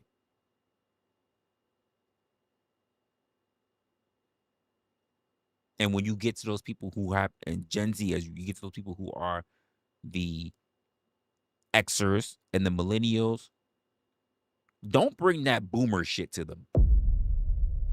You will be SOL and JWF, which is shit out of luck and jolly well fucked, because unlike those fucking boomers and Xers and millennials have been hearing you say that shit for some time now, they will not be tolerating that disrespect. At the end of the day, somebody still has to hold those positions that you want to become available. Somebody has to be qualified for those positions. Somebody has to buy those properties that you're not able to afford even now if you wanted to, because you claim that jobs you don't have. Somebody has to know how to manage those businesses that you really don't even know how to manage. Somebody has to understand what to do with the inheritance that you want a piece of. You can talk about how much outspoken you are. Doesn't mean anyone needs to tolerate you. It's something to consider. I'm not telling you what to do.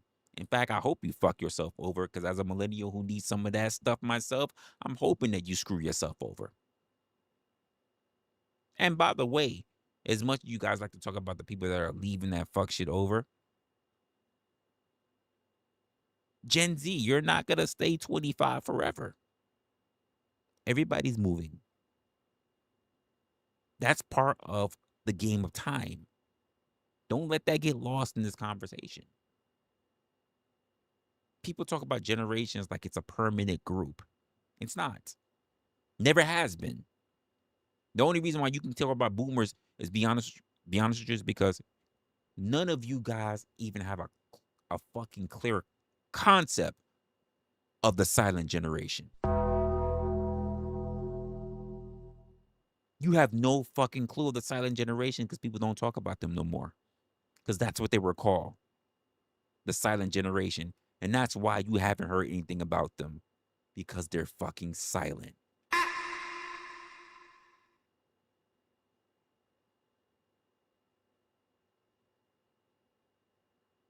I think everybody needs to get their shit together, especially if we want to see a better society. Less greed. More of a beneficial acts for this country, as well as for people that want to be here and they want to contribute. So that we don't just turn around and have a whole new class of people to just have an uproar about. We want to change the threshold, change the dynamics of what we've already been experiencing, not recreate them with just a new generation. Just something for you to think about, because at some point, you don't want the next 2 generations below you, which is alpha and beta. And then after alpha and beta, the next generation to come after them could be et cetera, whatever, looking at you guys who are the Zennials and labeling you the next boomers because you have not learned anything from the very generation that you're complaining about. Just some food for thought. Gen X is getting older. Millennials aren't as young as we used to be. We're in our middle ages. And Zs won't be young forever. Figure out how you're going to be able to take advantage of what you have now for the future instead of complaining. If anything, just be happy that they're on their way out, because we've been dealing with them while you were still sitting in your daddy's nutsack. And I hate to be so vulgar with that way, because when I grew up and I was around your age at 24, 25, 26, 27, 28, I had people in my age now in my 40s telling me that shit. So now I'm going to give you the wisdom that they gave me. And if you took offense to that, good, because I took offense to it in that time. And you know what I did? I got better. I'm hoping by you hearing that, you'll also want to get better. Think of a way to get above.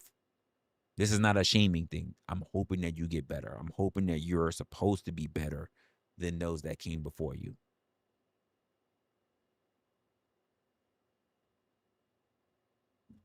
And as it is what it is. That's all I can tell you. But change everything, by the way. Make everything better. Make society better. Make these job markets better. Make inclusion better. Make make politics better. Make economics better. Because Lord knows, we can see that the education system is fucking people over. We have more people, by the way, around your age and a little below, that are coming out of high school still on a 4th and 3rd grade reading level. Fix that shit as well. I got a whole video I got to go on that shit because I see it. Fix that shit. Because obviously we're not in a position to do so. So because it's happening on your watch, because you're adults now, it's happening on your watch. Don't just leave it in our hands. Because some of these people are going to be the people that's going to have to date your children. Not ours. Yours. Fix that shit. Because when we're gone, ask yourself something very important. And when I say we, I mean when I'm all the way up to the age of where the boomers are at and I'm ready to transition now, and you're in the position where you're basically in, say, my parents' position. Ask yourself, what actually changed? And then after that, who the fuck is ready for what comes next?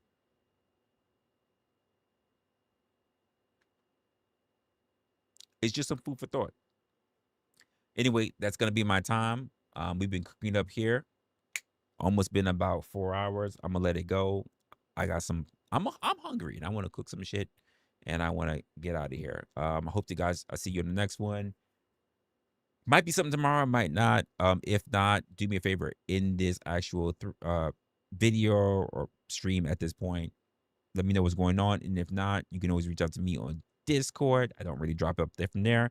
And if anything, you can always reach out to me on one of the community posts that we have out there, and I'll get back to you in that one. All right? With that being said, take care of yourselves and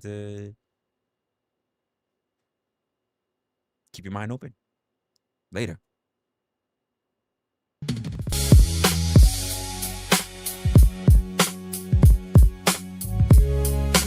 Truth is what survives when the language gets stripped away. And most people ain't lost, they just been avoiding what they know to face. Resla is like that quiet thought that don't leave when the room get loud. Resla is like that feeling when the truth land and your pride sit down. Resla is like a mirror with pressure, no filter, no soft disguise. What people avoid when they swear they self-aware.